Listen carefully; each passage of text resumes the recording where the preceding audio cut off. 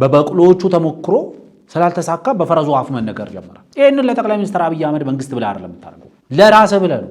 እነዚህ ሽማግሌዎች እነዚህ አዛውንቶች አሁን ጭንቅላታቸውን በባርነት ያስገዙት። የሻዕቢያ መንግስት ማለት በቀጠናው ላይ በመንደር ውስጥ እኮ አሁን በዚህ በአፍሪካ ቀንድ መንደር ውስጥ እኮ ሂድና ሻይ ቅጠል ግዛ የሚባል እኮ ሰው ለዚህ መንግስት ተላላኪ መሆንን ያክል ራስን ማዋረድ አለ። እናንተ አሁን ወደ ቀልባችሁ ተመለሱ ሊባል አይችልም። ምክንያቱም የጭንቅላት እጥበት ተካሂዶባችኋል። ሰላም ጤና ይስጥልን ውድ የብሪጅ ሚዲያ ተከታታዮች፣ ይህ በብሪጅ ሚዲያ እየተዘጋጀ የሚቀርብላችሁ ዕለታዊ የሆነው የብሪጅ የሚዲያ ዳሰሳ ፕሮግራማችን ነው። በዛሬው ፕሮግራማችን የኦሮሞማ ድርሰት ደራሲ የሆኑት ግለሰብ ስለ ፕሬዝዳንት ኢሳያስ የኦሮሞማ አረዳድ ሀሳባቸውን አጋርተዋል። ስለዚህ ኦሮሞማ ለፕሬዝዳንት ኢሳያስ ምን ማለት ነው? የዚህ ድርሰት ባለቤት እነማን ናቸው? ድርሰቱ መቼቱስ ምንድን ነው? ድርሰቱ ከምን ተቀዳ? ከዛ ደግሞ ዓላማውስ ምንድን ነው የሚለውን ዛሬ ፈትሸን ለማየት እንሞክራለን። ትንሽ ጠለቅ ብለንም እሱን ለማየት እንሞክራለን። ምክንያቱም መነሻውን ከየት እንደሚያደርግ ወደኋላ ከግማሽ ክፍለ ዘመን በላይ ወደኋላ ተመልሰን ተመሳሳይ ድርሰት ስለምናገኝ እንደዚህ አይነት ድርሰቶች ከየት መጡ የሚለውን መፈተሽና የድርሰቱ ባለቤት ደግሞ ማን ነው የሚለውንም በዚሁ እግረ መንገዳችን ለማየት እንሞክራለን። በሁለተኝነት ደግሞ ከንቲባ አዳነች አቤቤ ከአዲስ አበባ ከተማ አስተዳደር ውስጥ በተለያዩ ትምህርት ቤቶች ውስጥ በመምህርነት እያገለገሉ ካሉ መምህራን ጋር ውይይት አድርጓል። በውይይታቸው የተለያዩ ጉዳዮች ተነስተዋል። እነዚህ ጉዳዮች ምን ነበሩ? ከንቲባዋስ የሰጡት ምላሾች ምንድናቸው? የሚለውን እሱንም በተወሰነ ደረጃ በመረጃ ክፍላችን መግቢያ ላይ እናየዋለን። በመቀጠል ደግሞ ከጊዜ ወደ ጊዜ እየተረጋጋ እየሰከነ የመጣው የጤና ባለሙያዎች ጥያቄ አለ። ይህ ጥያቄ ለምን አሁን እየተረጋጋ እየሰከነ መጣ? መንግስት ምን ስላደረገ ነው? ጤና ባለሙያዎቹ ምን ስለተረዱ ነው? እንዲሁም ደግሞ ምን የከሸፈ ነገር ስላለ ነው ይህ ነገር እየተረጋጋ የመጣው የሚለውንም በተወሰነ ደረጃ ለማየት እንሞክራለን። አብራችሁን ቆዩ። እንግዲህ የዛሬ ፕሮግራማችን የምንጀምረው ከጤና ባለሙያዎችና ከመምህራን ጋር ተያይዞ የተነሱ ጥያቄዎች አሉ፣ የተፈጠሩ ውጥረቶች አሉ፣ የተፈጠሩ አለመግባባቶች አሉ። በተለይ ደግሞ የጤና ባለሙያዎች እስከ ስራ ማቆም አድማ የደረሱ የጤና ባለሙያዎች ነበሩ። ስለዚህ አሁን ይህ እንቅስቃሴ ከጊዜ ወደ ጊዜ እየሰከነ እየተረጋጋ መጥቷል። ስለዚህ አንድ የሰከነበት ምክንያቱ ምንድን ነው? መንግስት ምን ስላደረገ ነው? ሁለተኛው ነገር ደግሞ ዓላማውስ የሰከነው መንግስት ምን ስላደረገ ነው? አንደኛው እሱን በተወሰነ ደረጃ እንፈትሻለን። ሁለተኛው ደግሞ የጤና ባለሙያዎቹ መካከል የተፈጠሩ የሀሳብ ልዩነቶችስ ምንድን ነበሩ የሚለው ሁለተኛው ጉዳይ ነው። ከዛ ደግሞ ያልተሳካ ዓላማስ ምን ነበረ የሚለውንም በተወሰነ ደረጃ ማየት ያስፈልጋል። እንግዲህ ባለፉት 6 ዓመታት ሀገራችን በተለያዩ የፖለቲካ የማህበራዊና የኢኮኖሚ ውጥረቶች ውስጥ አልፋለች። ከነዚህ ውጥረቶች መካከል ለምሳሌ ሊጠቀስ የሚችለው የሰሜኑ ጦርነት እየተባለ የሰሜኑ ግጭት እየተባለ በመቶ ሺዎች የሚቆጠሩ ዜጎቻችን ሕይወት የቀጠፈው የሀገራችን ኢኮኖሚ በከፍተኛ ደረጃ የጎዳው ጦርነትም የተከሰተው ከዚህ የጤና ባለሙያዎቹ ጥያቄ በኋላ ነው። ከዛ በኋላም ደግሞ ከዛ በፊትም የተከሰተው የኮቪድ ክራይሲስ አለ። ኮቪድን ተከትሎ የመጣ የኢኮኖሚ ክራይሲስ አለ፣ የማህበራዊ ክራይሲስ አለ። ጦርነቱን ተከትሎ የመጣ የኢኮኖሚና የማህበራዊ ክራይሲስ አለ። ስለዚህ በብዙ ጥንቅጦች ውስጥ በብዙ ውጥረቶች ውስጥ አገሪቱ አልፋለች። ስለዚህ የጤና ባለሙያዎቹ ጥያቄ በተገቢው መንገድ በተገቢው ጊዜ በአስቸኳይ ምላሽ ላለመስጠት ብዙ ምክንያቶች ነበሩት። ከዛ በኋላ ደግሞ ከ6 ዓመት ቆይታ በኋላ የጤና ባለሙያዎቹ ጥያቄ አንስተዋል። ይህ ጥያቄ ባነሱበት ሰዓት ላይ የተለያየ ኢንቴንሽን ያላቸው በጤና ባለሙያነት ስም ራሳቸውን ያደራጁ ግን ፍላጎታቸው የተለያየ የሆነ በጤና ባለሙያዎች ውስጥም የተለያዩ የፍላጎቶች መከፋፈሎች ነበሩ። አንዳንዱ የራሱን የፖለቲካ ፍላጎት በጤና ባለሙያነት ሽፋን ይዞ ለማምጣት የሞከረ አለ። አንዳንዱ የራሱን ሃይማኖታዊ ፖለቲካውን ይዞ መምጣት የሚፈልግ ሰው አለ። ሌላኛው ደግሞ የጤና ባለሙያዎቹን ጥያቄ ሙሉ ለሙሉ ጠቅልሎ የሀገር ሰላም ለውጪ ከጤና ባለሙያ ውጪ ላሉ ፖለቲከኞች አሳልፎ ለመስጠት የሞከረ ኃይል። እንግዲህ አንደኛው ቅድም እንዳልኩት አንደኛው የራሱን የፖለቲካ ፍላጎት በጤና ባለሙያነት ሽፋን ማራመድ የፈለገ ቡድን አለ በጤና ባለሙያዎች ውስጥ ሆኖ። ይህ ቡድን የራሱ የሆነ የፖለቲካ ፍላጎት አለው፣ ግን የፖለቲካ ፍላጎቱን በራሱ ጤና ባለሙያነት ሽፋን ሸፍኖ ማቅረብ ነው የፈለገው። ይህ ፍላጎቱ የጤና ባለሙያዎቹ ጥያቄ እንዲፈታ ሳይሆን ወደ ፖለቲካል ክራይሲስ እንዲያመራ ነበር የሚፈልገው። ሌላኛው ደግሞ የራሱ የሆነ የሃይማኖት ፍላጎት አለው። ራሱን በተለያየ የእምነት ተቋም ውስጥ የመሸገ የተለያዩ ሃይማኖታዊ ፍላጎቶች ያሉት ማደናቀፍ የሚፈልገው ነገር የነበረው የራሱ የሆነ ሄድ ኳርተር ያለው በጤና ተቋም ስም የተደራጀ ሃይማኖታዊ ሽፋን ያለው እንቅስቃሴ ደግሞ ማድረግ የሚፈልግ የጤና ባለሙያ ነበር። ሌላኛው ደግሞ የጤና ባለሙያው ጤና ባለሙያ ነው። የጤና ባለሙያ ችግር አለበት። እንደ ጤና ባለሙያ ያሉ ችግሮች እንዲፈቱለት የሚፈልግ ጄኒውን የሆነ የጤና ባለሙያነት ጥያቄ ያነሳል። ስለዚህ የጤና ባለሙያዎቹን ጥያቄ በሶስት መክፈል እንችላለን። የጤና ባለሙያዎቹን በሶስት መክፈል እንችላለን። አንደኛው ጥያቄው እንዲፈታለት የሚፈልግ ጥያቄው የጤና ባለሙያዎች ነው። ሌላ የፖለቲካም ሆነ ሌላ ኢንተረስት የለንም። ጥያቄያችንን ማቅረብ የሚገባን እንደ ጤና ባለሙያ ነው። ሊመለስልን የሚገባው በመንግስት ነው። ስለዚህ ጥያቄያችን ወደ መንግስት እንወስዳለን። የተለያዩ እጅ መጠምዘዣ መካኒዝሞችን እንጠቀማለን ብሎ የሚያስብ አንድ ቡድን አለ። ይህ ቡድን ጥያቄው የጤና ባለሙያ ነው፣ ሲያቀርበውም እንደ ጤና ባለሙያ ነው፣ እንዲመለስለት የሚፈልገውም እንደ ጤና ባለሙያ ነው፣ እንዲመልስለት የሚፈልገው መንግስት ነው። ሌላ ደግሞ ቡድን አለ። የራሱ የሆነ በጤና ባለሙያነት ሽፋን ተቋም አቋቁሞ በዛ ተቋም ውስጥ ራሱን አደራጅቶ የራሱ የሆነ ሃይማኖታዊ ፍላጎት ያለው ይህንን ፍላጎቱን ግን በጤና ባለሙያዎች የመብት ጥያቄ ሸፍኖ ሁከትና ብጥብጥ መፍጠር የሚፈልግ ቡድን አለ። ይሄ ሃይማኖታዊ ቡድን የሃይማኖት ኢንተረስቱን በጤና ባለሙያዎች ጥያቄ ሸፍኖ ማምጣት የሚፈልግ ዝም ብሎ በስህተት አይደለም። ይህንን ዝም ብለን ከመሬት ተነስተን አይደለም የምንለው። ብዙ ማስረጃዎችን ማቅረብ ይቻላል፣ ማጣቀስ ይቻላል። ሁለተኛው ቡድን ይሄ ነው። የመጀመሪያው ቅድም እንዳልኩት ጤና ባለሙያ ነው። ጥያቄው እንደ ጤና ባለሙያ ነው የሚያቀርበው። እንዲመለስለት የሚፈልገውም እንደ ጤና ባለሙያ ነው። እንዲመልስለት የሚፈልገውም ደግሞ መንግስት ነው። አንዱ ቡድን ይሄ ነው። ሁለተኛው ቡድን ደግሞ ጥያቄው የጤና ባለሙያዎች ነው። ፍላጎቱ ሃይማኖታዊ ነው። የተደራጀው በሃይማኖት ነው። የጤና ተቋም የመሰረተው በሃይማኖት ተቧድኖ ነው። ይህንን ትግል ይህንን የጤና ባለሙያዎችን እንቅስቃሴ ከዚህ ተቋም ውስጥ ሆኖ በጤና ባለሙያነት ሽፋን መምራት የሚፈልግ።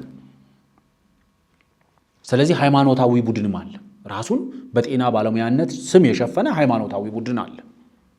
ሶስተኛው ቡድን ደግሞ ፖለቲካዊ ቡድን በጤና ባለሙያ ሆኖ የግልና የሌሎች የፖለቲካ ፍላጎቶችን መሰረት አድርጎ ደግሞ ይተባደናል። እነዚህ ሁለቱ ቡድኖች በሃይማኖትም በፖለቲካም ራሳቸውን ያቧደኑ ወይም ደግሞ የጤና ባለሙያዎችን ጥያቄ እንደ ሽፋን ተጠቅመው የሃይማኖታዊና ፖለቲካዊ ኢንተረስታቸውን ማንጸባረቅ፣ ፍላጎቶቻቸውን ማስፈጸም የሚፈልጉት የጤና ባለሙያዎቹ ጥያቄ እንዲመለስ አይደለም የሚፈልጉት። የነሱ የፖለቲካ ፍላጎት እንዲሳካላቸው ነው የሚፈልጉት። የነሱ ሃይማኖታዊ ፍላጎት እንዲሳካላቸው ነው የሚፈልጉት። ግን ትልቁ ችግር የሆነው ምንድነው? እነዚህ ሰዎች ይሄንን ትግል ሲጀምሩት አንድ በቡድንም ብዙ ልዩነቶች ነበሩ በመካከላቸው። ወጥ የሆነ ተመሳሳይ የሆነ አቋም አልነበረም። ሁሉም እጅ መጠምዘዝ ይፈልጋል። መንግስትን አስገድዶ የሆነ ነገር ማግኘት ይፈልጋል። የመንግስት እጅ መጠምዘዝን ደግሞ እስከ መስበር ድረስ መንግስትን እጅ መጠምዘዝ ሳይሆን መስበርም ይፈልጋል። በተለይ በሃይማኖትና በፖለቲካ የተደራጀው ቡድን እጅ ጠምዝዞ የሆነ ነገር መንግስትን አስገድዶ ማግኘት ሳይሆን እጅ በመጠምዘዝ ስም የመንግስትን መስበር ወይም ደግሞ መንግስትን ማውረድ ወይም መንግስትን ማፍረስ ነው የሚፈልገው። ስለዚህ በጤና ባለሙያዎቹ መካከል አንደኛው ሁኔታዎች እንዲሰክኑና እንዲረጋጉ ያደረገው በጤና ባለሙያዎች መካከል መግባባት ተፈጠረ። ጄኒውን ጥያቄ ያላቸው ሰዎች ይህንን ሁኔታ መረዳት ጀመሩ። እዚህ ቦታ ጋር ነው እንደዚህ አይነት አመጾች እየተካሄዱ ያሉት፣ ስራ ማቆሞች እየተካሄዱ ያሉት እዚህ አካባቢ ነው፣ ለምንድን ነው ሌላ ቦታ ያልተካሄዱት ብሎ መጠየቅ ጀመሩ።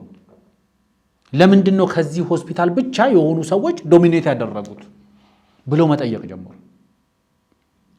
እነዚህ ጄኒውን የሆነ የጤና ባለሙያ ጥያቄ ያላቸው ሰዎች በተወሰነ ደረጃ ራሳቸውን እያንሸራተቱ ወደ ተቋሞቻቸው መመለስ ጀመሩ።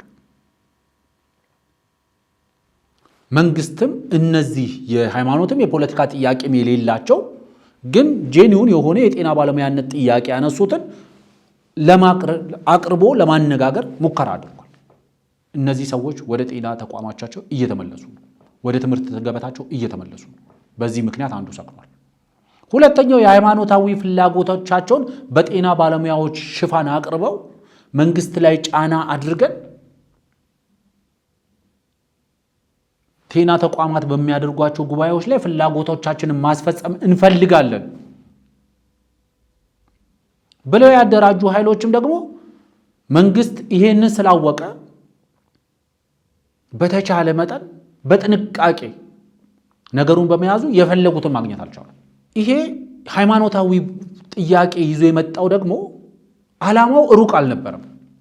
አንድ ታርጌት ያደረገው ነገር ነበር። ከዛ ዴድላይን በፊት መንግስት ላይ ጫና አድርጌ ፍላጎቴን ማስጠበቅ እችላለሁ፣ በሃይማኖት ተቋም ውስጥ ፍላጎቴን ማስጠበቅ እችላለሁ የሚል እንቅስቃሴ ነበር። ያ እንቅስቃሴ መንግስት ያንን በደንብ አርግቶ በግሮ በመያዙ ሃይማኖታዊ ተቋማት ነፃ ሆነው ሃይማኖታዊ ስርዓቱን ተከትለው ጉባኤያቸውን እንዲያደርጉ በማድረጉ እነዚህ ሰዎች እጃቸውን እንዳያስገቡ አደረጋቸው። ስለዚህ የእነዚህ ሰዎች ዓላማቸው ዴድላይኑ ቅርብ ስለነበረ የፈለጉት ነገር አልተሳካም። ሲከሽፍ በቃ ሌላ ዓላማ የላቸው። ዓላማቸው የነበረው በእምነት ተቋም ውስጥ የግል ፍላጎታቸውን የግል ጥቅማቸውን ማስጠበቅ ነበር። ርብርቡ ለዛ ነበር።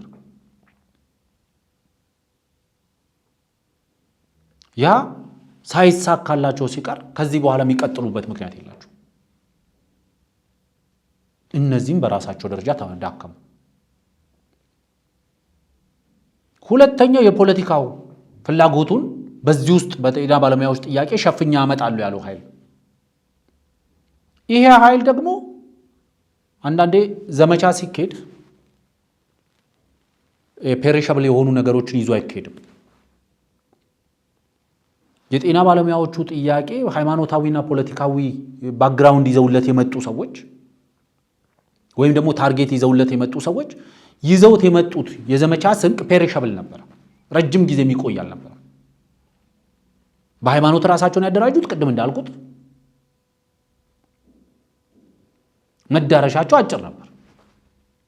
ስለዚህ እስከዛ ድረስ ማድረግ የሚችሉትን ሁሉ አድርገው ፍላጎታቸውን ማስጠበቅ ነበር የፈለጉት። ማድረግ የሚችሉትን ሁሉ አድርጓል፣ ግን ፍላጎታቸውን ማስጠበቅ አልቻሉም። ምክንያቱም ቀድሞ ስለታወቀ። ስለዚህ እነዚህ ከዚህ በላይ ሊያስጉዝ የሚችል ስንቅ አልነበራቸውም። ፔሪሸብል የሆነች ስንቅ ነበር ያዙት። ከዚህ በኋላ ሊያስቀጥላቸው አይችልም። ፖለቲከኞቹ ደግሞ ተጨማሪ ማገዶ ወደዚህ ማምጣት አልቻሉም። ነገሩን ማስቀጠል ቢችል በሚችሉት ልክ አራገቡት። በሚችሉት ልክ ጭራሮም የሆነች ያለቻቸውን ነገር ወረወሩበት። በሚችሉት ልክ ጋዝም ቤንዚልም ለማርከፍከፍ ሞከሩ። ግን ተጨማሪ ማገዶ ማምጣት አልቻሉም። አልሞከሩም አይደለም፣ ሞክረዋል። የሚችሉትን ሁሉ ሞክረዋል። መምህራኖችን ወደዚህ ለማምጣት፣ ወታደሩን ወደዚህ ለማምጣት፣ ፖሊሶችን ወደዚህ ለማምጣት፣ ሌሎች ፐብሊክ ሰርቫንቶችን ወደዚህ ለማምጣት፣ ሌሎች የመንግስት ሰራተኞችን ወደዚህ ለማምጣት፣ ወደ ፉል ብሎውን የሆነ የሲቪል ሰርቫንት አመጽ ለመቀየር የሚችሉትን ሁሉ ሞክረዋል። ስለዚህ በቂ ማገዶ ወደ አቀጣጠሉት እሳት ማምጣት ስላልቻሉ እሳቱ አሁን ኦልሞስት አምዷል። ከዚህ በኋላ ሊቀጣጠል ወይም ደግሞ የአመድ የሆነውን እሳት ከእንደገና ሊያቀጣጥሉት ይችላሉ። የሚችሉ ከሆነ እናያለን ወደፊት። ስለዚህ አንድ የጤና ባለሙያዎቹ እንቅስቃሴ ጥያቄያቸው ስለተመለሰ ሳይሆን የተረጋጋው መስከን የተስተዋለው በተወሰነ ደረጃ የተቋርጦ የነበሩ አገልግሎቶችን መቀጠል የተቻለው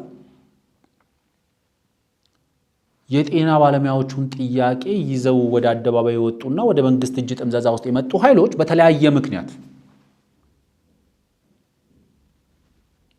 አንዳንዱ አብረውት የወጡት ተመልክቶ በዚህ ትግል ውስጥ አብረውት የወጡትን ሰዎች ተመልክቶ ኢንተረስታቸው ሲያይ በድንጋጤ ወደ ተቋሙ ይተመለሳል።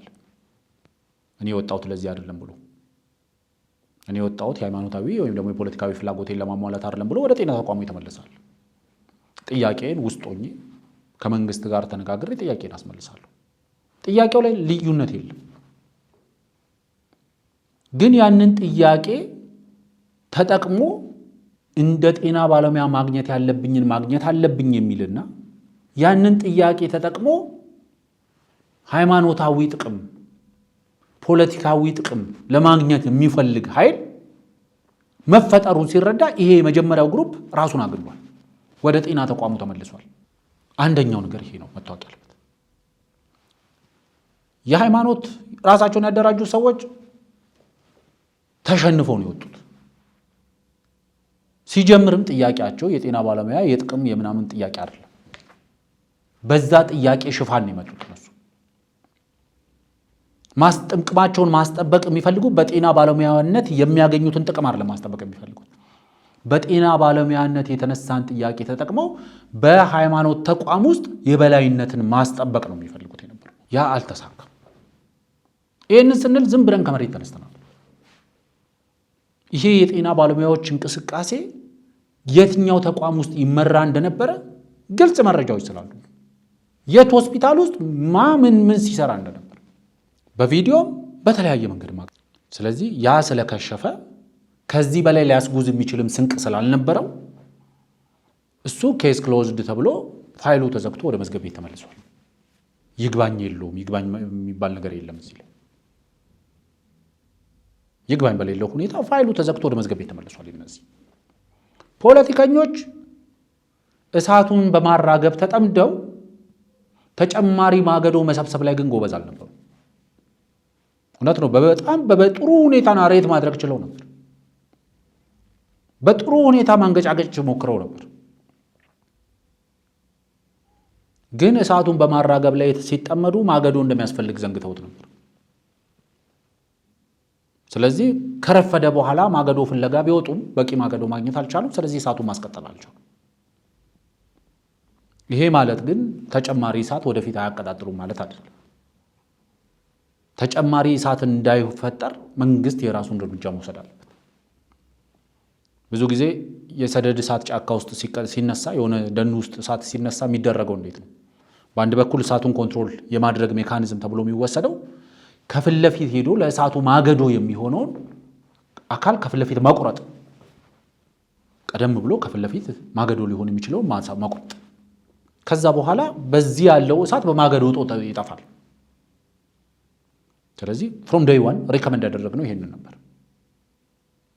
ለዚህ ለተቀጣጠለ እሳት በአንድ በኩል እሳቱን የማጥፋት እርምጃ መቀጠል አለበት።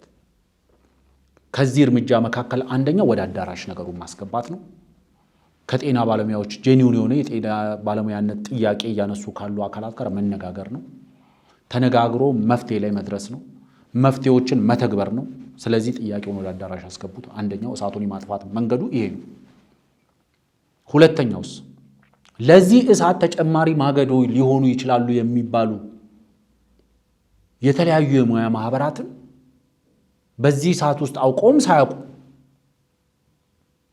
በቀጥታ በራሳቸው ኢንተረስትም በሌሎች ኢንተረስትም ወደዚህ እሳት ውስጥ ሊመጡ ለሚችሉትን ደግሞ መቁረጥ ያስፈልግ ነበር። ስለዚህ አንደኛው መንግስት ያደረገው ማገዶ ሊያሳጣ የሚችል እርምጃ ይሄንን ነው። በባለፈው ዊኬንድ ላይ መንግስት ኦልሬዲ የጤና በተለይ የአዲስ አበባ ከተማ አስተዳደር አንድ ጥሩ ውሳኔ ወስኖ ነበር። ውሳኔውን አድንቄ የራሴን ኮንሰርን አቅርቤ ነበር ይመስለኛል። በአዲስ ኮምፓስ ሚዲያ ላይ ከኤርሚያስ ጋር በነበረኝ ቆይታ አንደኛው ያነሳሁት ነገር የከተማ አስተዳደሩ ስለ መፍትሄ ማውራት መጀመሩ፣ የጤና ባለሙያዎቹን ጥያቄ አድሬስ ለማድረግ እየሞከረ ነው፣ ችግሩን ለመፍታት እየሞከረ ነው። እንደ ከተማ አስተዳደርም እንደ መንግስትም ለመፍታት እየተሞከረ ነው። ጥያቄውን ወደ አዳራሽ ለማስገባት እየተሞከረ ነው፣ እየተሰራበት ነው። ሰክሰስፉሊ ጥሩ የሆነ ነገሮች እየታዩበት ነው።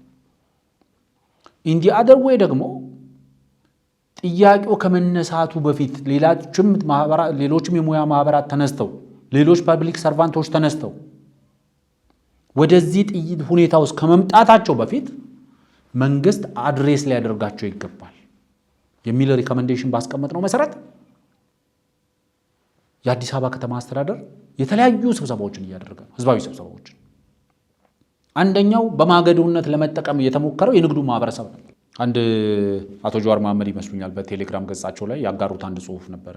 ከአንድ ሰው ተልኮልኛል። ንግዳችንን በአግባቡ መነገድ አልቻልንም፣ ገቢዎች በየበራችን ላይ ሰው እያቆሙብን በነፃነት መነገድ አልቻልንም የሚል። አንድ ነጋዴ በሩ ላይ ገቢዎች ሲቆሙበት በነፃነት መነገድ አልቻልኩም ሲል ምን ማለት ነው? በነፃነት ማጭበርበር አልቻልኩም ማለት ነው። the only thing የሚቆጣጠሩት እነዛ ሰዎች ደረሰኝ ተቀብለዋል ወይ፣ በደረሰኝ ሸጠዋል ወይ፣ ገዢው ደረሰኝ ተቀብለዋል ወይ የሚለውን እኮ ነው ክሮስ ቼክ የሚያደርጉት። ለምንድን ነው ገቢዎች ስለቆሙ በነፃነት መነገድ ያልቻሉ?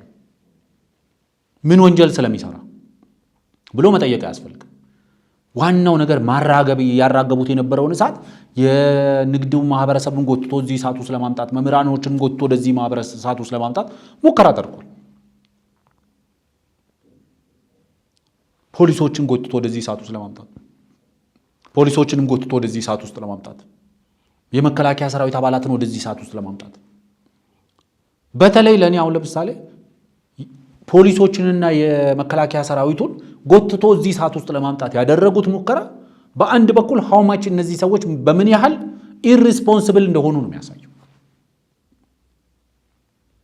በተደጋጋሚ ጊዜ ብያለሁ። የመከላከያ ሰራዊት አባላት በዚህ እንቅስቃሴ ውስጥ ሆስፒታሎችን አባንደን እንዳደረጉት ሆስፒታሎችን ጥለው እንደወጡት የጤና ባለሙያዎች ድንበር ጥሎ ቢመጡ የተሰጣቸውን ኃላፊነት ጥሎ ቢመጡ ትራፊኮች በየመንገዱ ላይ ያሉ ትራፊኮች መንገድ ላይ ያለውን ስራቸውን ጥሎ ቢመጡ በየከተማው ላይ የተበተኑ የትራንስፖርት አገልግሎትን ያሳልጣሉ ያልናቸው ትራፊኮች የትራፊክነት ተግባራቸውን ጥለው ቢመጡ ወንጀልን ይነስም ይብዛም እየቀነሱ ነው የምንላቸው ፖሊሶች የወንጀል የመቀነስ ስራቸውን ቢያቆሙ ምን ሊከሰት እንደሚችል እንኳን ማሰብ አይፈልጉም እንደዚህ አይነት ሪኮመንዴሽን ይዘው ሲመጡ። ስለዚህ የአዲስ አበባ ከተማ አስተዳደር ቢያንስ በቀዳሚነት ኢኒሼቲቭ ወስዷል። የኦሮሚያ ክልላዊ መንግስት በቀዳሚነት ኢኒሼቲቭ እየወሰደ፣ ሌሎች ክልላዊ መንግስታትም የራሳቸውን እርምጃ እየወሰዱ። እንደዚህ አይነት እርምጃዎች ሲወሰዱ እነዚህ ሰዎች ማገዶ የማሳጣት እርምጃ ናቸው። ስለዚህ አዲስ አበባ ከተማ አስተዳደር ባለፈው ሳምንት መጨረሻ ላይ አንድ መፍትሄ ያለውን ነገር ይዞ መጥቶ ነበር። ቅድም እንዳልኩት በአዲስ ኮምፓስ ላይ ከኤርሚያስ ጋር በነበረኝ ቆይታ ያንን ውሳኔ አድንቄያለሁ። ጥሩ ውሳኔ ነው። አትሊስት ስለ መፍትሄ ማውራት ጀምረናል። ስለ መፍትሄ ማሰብ ጀምረናል። ትልቁ የፐብሊክ ሰርቫንቱ ወይም ደግሞ የሲቪል ሰርቫንቱ ትልቁ ሄዴክ የመኖሪያ ቤት ጉዳይ ነው። ስለዚህ ይህንን የመኖሪያ ቤት ጉዳይ ለመፍታት የአዲስ አበባ ከተማ አስተዳደር የወሰደው እርምጃ ይበል የሚያሰኝ ነው። ኢትስ ዋን ዌይ ፎርዋርድ። ግን የራሳችንንም ትችት እዛ ላይ አቅርበንበት ነበር። አንደኛው የመንግስት ሰራተኛ ሆኖ ኢንጀነራል እድሉ መጀመሪያ የተሰጠው ለመምህራን ነው። የመንግስት ሰራተኛ ኢንጀነራል ሆኖ 25% ቆጥብና 75% ባንክ ያበድርሃል አበድሮ ከቤት ባለቤት መሆን ትችላለህ። 25% ቆጥብና 75% ደግሞ ንግድ ባንክ አበድሮ ከቤት ባለቤት ትሆናለህ ማለት ሪያሊስቲክ አይደለም ብለን ነበር በእለቱ የአዲስ አበባ ከተማ አስተዳደር ይህን ይፋ ሲያደርግ። እንግዲህ ይፋ ባደረገው ፕሮጀክት ውስጥ የተጠቀሱ ቁጥሮች አሉ። ወደ 41,000 መምህራንን ተጠቃሚ ሊያደርግ እንደታሰበ፣ ወደ 23,000 አካባቢ የሚሆኑ መምህራን በተለያየ ማህበር ተደራጅተው ይህንን እየጠበቁ እንደሆነ፣ የኢትዮጵያ ንግድ ባንክ 120 ቢሊዮን ብር አካባቢ ለዚህ ፕሮጀክት ዝግጁ እንዳደረገ፣ መምህራኖች ደግሞ 25% መቆጠብ እንዳለባቸው እነዚህ ሁሉ ተጠቅሷል። የኔ ጥያቄ የነበረው የአዲስ አበባ ከተማ አስተዳደር ያቀረበው ነገር ጥሩ ነው፣ ግን የትኛው የመንግስት ሰራተኛ ነው በግል ቤት ተከራይቶ እየኖረ ልጆቹን እያስተማረ በልቶ ጠጥቶ እየኖረ መብራት ውሃ እየከፈለ ከዛ ደግሞ ቆጥቦ 25% ሲደርስለት ደግሞ የቤት ባለቤት የሚሆነው መቼ ነው? በተወሰነ ደረጃ ሌላ አማራጮች ሊታዩ ይገባል። እንደ አማራጭ ያቀረብናቸው ነገሮች ምንድናቸው? አንደኛው መንግስት የቤት ባለቤት የሚሆኑ ሰዎች ሙሉ ለሙሉ ባንኮችም ሌሎች ባንኮችም ይሄ እድል ቢሰጣቸው ምን አይነት እድል? አንድ ኢንተረስቱ ላይ ሁሉም ባንኮች እንዲፎካከሩ ቢደረግ። ይህንን ብድር ይዘው ሲቀርቡ የንግድ ባንክ ያቀረበው በ14% ነው ተብሏል። ሌሎችም በዚህ ፐርሰንትም ሆነ ከዚህ ባነሰ ያዋጣናል የሚሉ ባንኮች እንዲሳተፉ ቢደረግ። ሁለት ባንኮች በቀላሉ የቤት ባለቤት ሊሆኑባቸው መምህራንንም ሆነ የመንግስት ሰራተኞችን በቀላሉ የቤት ባለቤት ልናደርግ የምንችልባቸው ብለው የራሳቸውን ፕሮፖዛል አማራጭ ፕሮፖዛሎች ይዘው እንዲመጡ ኦልተርኔቲቭ ፕላንስ። የሪል ስቴት ካምፓኒዎች ወይም ደግሞ ሪል ስቴት ዴቨሎፐሮች የራሳቸውን የመንግስት ሰራተኞች የቤት ባለቤት ሊሆኑባቸው የሚችሉ ብለው ኦልተርኔቲቭ ፕላን ይዘው እንዲመጡ። አንደኛው አማራጭ ኦልተርኔቲቭ ፕላኖች ሊታዩ ይገባል። በቀላሉ ሲቪል ሰርቫንቱን ኦር ፐብሊክ ሰርቫንቱን በቀላሉ የቤት ባለቤት ማድረግ የሚችል ኦልተርኔቲቭ ፕላን ይዞ መምጣት ያስፈልጋል።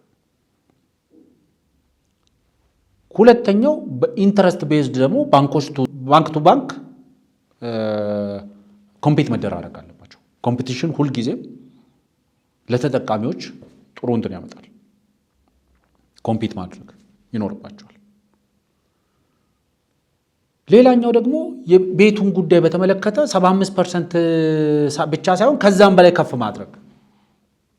ለምሳሌ ለኔ ፌር ነው ልል የምችለው አራውንድ 10% አካባቢ የመንግስት ሰራተኞች 10% ይቆጥባሉ። 90% መንግስት 10-90 እዚህ ሀገር ላይ ስለነበር ማለት ነው። 20-80 እዚህ ሀገር ላይ ስለነበር ከዚህ የከፋ ነው አሁን መንግስት እንዳማራጭ አድርጎ ያቀረበው። የአዲስ አበባ ከተማ አስተዳደር ይዞት የመጣው አማራጭ ለመንግስት ሰራተኛው ወይም ለመምህራኑ ብሎ ይዞት የመጣው አማራጭ ከ20-80 ከ10-90 ያነሰ አማራጭ። ስለዚህ ለኔ በ10-90 ኢንተረስቱን ከዚህም ባነሰ ትንሽ ወረድ ማድረግ ይቻላል። ምክንያቱም ንግድ ባንክ አሰ ፖሊሲ ባንክ የመንግስትን ጫና መቋቋም መቻል አለበት፣ አብሮ መጋራት መቻል አለበት። ባንኮች እዚህ ሀገር ላይ ብር ከሰፊው ህዝብ በሴቪንግ መልክ የሰበሰቡትን ብር ነው ለብድር የሚያቀርቡት። በሴቪንግ ከህብረተሰቡ ላይ የገዙትን ብር በ7 በ8 በ9% የገዙትን ብር ነው በ20% እያበደሩ ያሉት። ስለዚህ ከ9% ወይም ከ7% ጀምሮ እስከ 14% መካከል ያለው በርጌኒንግ ሬንጅ ነው፣ የመደራደሪያ ሬንጅ መሆን ይችላል። ስለዚህ ኢንተረስቱ 10% ቢሆን ባንኩን ያዋጣዋል። አድሚኒስትሬቲቭ ኮስቱም ከቨር ማድረግ ከቻለለት መንግስት ላይ እነዚህ የመንግስት የሙያ ማህበራት በተለያየ ዘርፍ ተሰማርተው ሀገራቸውን ህዝባቸውን እያገለገሉ ያሉ ግለሰቦች መንግስት ላይ የሚፈጥሩትን ጫናም ያቃልላል። ስለዚህ የፖሊሲ ባንኮች ከግል ባንኮች ጋር በዚህ ጉዳይ ላይ ሲወዳደሩ የፖሊሲ ባንኮች በፖሊሲ ደረጃ እየተነሱ ያሉ ጥያቄዎችን በቀላሉ ሊፈታ የሚችል አድሚኒስትሬቲቭ ኮስታቸውን በተወሰነ ደረጃ ከቨር ማድረግ እስከቻለ ድረስ መውረድ ይገባል። ስለዚህ ለኔ ኢንተረስቱ ወደ 10% አካባቢ ሪቫይዝ መደረግ ይችላል። የመክፈያ ጊዜው በተወሰነ ደረጃ ኤክስቴንድ መደረግ ይችላል እንደ አማራጭ። ሌሎች ባንኮች ደግሞ ሙሉ ለሙሉ ቤቱን አሴ ኮላተራል ይዘነው እኛ ገዝተን እየኖሩበት በየወሩ ቤቱ የተገዛበትን ገንዘብ ለባንኩ ይመልሳሉ። ይሄም ሌላ አማራጭ መሆን ይችላል። አንደኛው ይሄ ነው። ሁለተኛው እንደ አማራጭ ያቀረብነው ደግሞ የግል ቤት ባለቤት መሆን አይኖርባቸው፣ ሪዝነብል በሆነ መንገድ በክራይ ሊኖሩበት የሚችሉት ቤት ሊመቻችላቸው ይገባል። ይሄ በተለይ ለጤና ባለሙያዎች ይሰራል። ለምን ጤና ባለሙያዎች በተለያየ አካባቢ ተዘዋውሮ የሚሰሩበት እድል ስላለ። ስለዚህ የግል ቤት ዛሬ እዚህ ጋር የገዛ ሰው እዚሁ ጋር 20 ዓመት ይኖራል ማለት አይደለም። መምህራን ወይም ደግሞ ሲቪል ሰርቫንት ወር ፐብሊክ ሰርቫንቱ አንድ ቦታ ገዝቶ አንድ ቦታ ጋር ግድ ይኖራል ማለት አይደለም። መግዛት ከቻለ ቢገዛ፣ መግዛት ካልቻለ ደግሞ በቀላሉ በመንግስት የሚቀርብ የክራይ አማራጭ ሊኖር ይገባል። ይሄ አንድ በአንድ ሐሳብ ብቻ እንትን ማድረጉ ጥሩ አይደለም። የግል ቤት ነው የሚያስፈልጋቸው። ስለዚህ የግል ቤት ደግሞ ለማግኘት ደግሞ ይሄን ያህል ፐርሰንት ሴቭ ማድረግ አለባቸው። ከዛኛ ተበድረው ከዛ በየወሩ እየከፈሉ የክራይ ቤት አማራጭ አማራጭ ነው። የፌዴራል ቤቶች አስተዳደር የሚያስተዳድራቸው፣ የቀበሌ መስተዳድሮች የሚያስተዳድሯቸው፣ የወረዳ መስተዳድሮች የሚያስተዳድሯቸው፣ የክልል መስተዳድሮች የሚያስተዳድሯቸው የክራይ ቤቶች አማራጭ ደኔ ክራይ ቤቶች ውስጥ እየኖረ በርካሽ የከፈለ ርካሽ ወይም ደግሞ ሪዝነብል በሆነ ዋጋ የሚከፈልባቸው የክራይ ቤቶች ውስጥ እየኖረ ሴቭ ማድረግ 10-25% የተባለውን ሴቭ ለማድረግ ብዙ ላይ ከብዶ ይችላል። አሁን የግል ቤት ውስጥ ከግማሽ በላይ ደሞዙን እየከፈለ የግል ቤት ውስጥ እየኖረ ከዛ ላይ ደግሞ 25% እስኪሞላልህ ድረስ ቆጥብን ማለት ለኔ አፕሊካብል አይደለም። ስለዚህ የአዲስ አበባ ከተማ አስተዳደር ከንቲባ ክብርት ወይዘሮ አዳነች አቤቤ ከመምህራኖቹ ጋር ባደረጉት ውይይት መምህራኖቹ ያነሱት አንደኛው ጥያቄ ይሄ ነው። ከተማ አስተዳደሩ ይሄንን ጥያቄ በተገቢው መንገድ ነው የመለሰው። ክብርት ከንቲባ የሚመለሱበት መንገድ ተገቢ ነው ያሉት ምንድነው? ጥያቄያችሁ መሬት በነፃ ስጡንና ቤት እንሰራለን ስላላችሁ ነው እኛ ይሄን አማራጭ ይዘን የመጣነው። አቅማችን ይሄን ለመጠቀም አቅማችን አይፈቅድም ካላችሁ ደግሞ የክራይ ቤቶች አማራጭ እናቀርባለን። አሁን ምንድነው አንድ መፍትሄ ይዞ መጡ። አሁን ዳይቨርሲፋይ እየተደረገ ነው። ዳይቨርሲፋይ ማድረግ መፍትሄዎችን አንድ መፍትሄ መምጣቱ አሁን ያንን መፍትሄ ላይ መነጋገር መጀመራችን መፍትሄውን ዳይቨርሲፋይ እያደረግን መምጣት ቻለን ማለት ነው። ይሄንን ወደ ሌሎች ከተማ አስተዳደሮች፣ ወደ ሌሎች የክልል መስተዳድሮች፣ ወደ ሌሎች የሙያ ማህበራት መውሰድ ያስፈልጋል። ለምሳሌ የመምህራን ባንክ ለመመስረት እንቅስቃሴ እየተደረገ እንደሆነ የትምህርት ሚኒስትሩ ክቡር ፕሮፌሰር ብርሃኑ ነጋ ተናግረዋል። ይሄን በዚህ ውስጥ ሊሳተፍ የሚችልበት የተለያዩ እነዚህ የሞርጌጅ ባንኮች ከዚህ ቀደም ለምሳሌ የኮንስትራክሽንና ቢዝነስ ባንክ እንደነበረው ሁሉ የተለያዩ የሞርጌጅ ባንኮች የሚፈጠሩበት በቀላሉ ዜጎች የቤት ባለቤት የሚሆኑበት በቀላሉ ዜጎች ተከራይተው የሚኖሩበት እድሎችን ማመቻቸት ይቻላል። ስለዚህ አንድ መፍትሄ ይዞ መምጣታቸው እነዚህ መፍትሄዎች ላይ ማውራት መጀመራችን ዳይቨርሲፋይ ማድረግ ጀመር ማለት ነው። ይሄ ጥሩ ነው። ይሄ ነው ማገዶ የማሳጣት ስራ የሚባለው። ሌሎችም ሙያ ማህበሮች ጋር መሄድ ያስፈልጋል። መከላከያ ሰራዊቱ ጋር ያለው ችግር ምንድነው? የመከላከያ ሚኒስቴር መፈተሽ አለበት። ይሄን ኢንጂነር አይሻ ይሄንን መፈተሽ አለባቸው። እነ ፊልድ ማርሻል ይሄንን መፈተሽ አለባቸው። እነ ጀነራል አበባው ይሄንን ቼክ ማድረግ አለባቸው። ምንድነው ሰራዊቱ ጋር ያለው ችግር? ከተለያየ ከሶሻል ሴኩሪቲ ጋር ተያይዞ ፊልድ ማርሻል ብርሃኑ በተደጋጋሚ ጊዜ ሲያነሱ ሰማል። ስለዚህ ሰራዊቱ ጉዳት በሚደርስበት ሰዓት ምን ሊደረግለት ይገባል? ሰራዊት ስንል የፖሊስ ሰራዊትም የመከላከያ ሰራዊትም ማለት ነው። ጉዳት በሚደርስበት ሰዓት የህይወት ዋጋ በሚከፍልበት ሰዓት ለቤተሰቡ ምን አይነት ሶሻል ሴኩሪቲዎች ልንሰጠው እንችላለን? ከጡረታ በዘለለ ለሀገር እንደተከፈለ ዋጋ ስለሆነ ሀገር እንዴት አድርጋ ነው ክብሩን በጠበቀ ደረጃ የቤተሰቡን ደህንነት በጠበቀ ደረጃ ምን ልታደርግለት ትችላለች የሚለው ሁሉም በየተቋሙ መፈተሽ አለበት። የጤና ጥበቃ ሚኒስቴርም ይህንን ማጥራት አለበት። ሆስፒታሎች ሲገነቡ እንዴት በውስጣቸው ሬዚደንስ ሊሆኑ የሚችሉ መኖሪያ ሊሆኑ የሚችሉ አካባቢዎችን መፍጠር መቻል አለባቸው። ዩኒቨርሲቲዎች ሲቋቋሙ ተመሳሳይ ማድረግ አለባቸው። አንድ ዩኒቨርሲቲ ነው የሚባለው እነዚህ ሊያሟላቸው ከሚገባቸው ኢንፍራስትራክቸሮች መካከል አንዱ ይሄ መሆን አለበት። ስለዚህ አንዳንዴ ችግርን እንደ ኦፖርቹኒቲ መጠቀምና ያንን ችግር ተጠቅሞ ችግሩን ወደ እድል መቀየር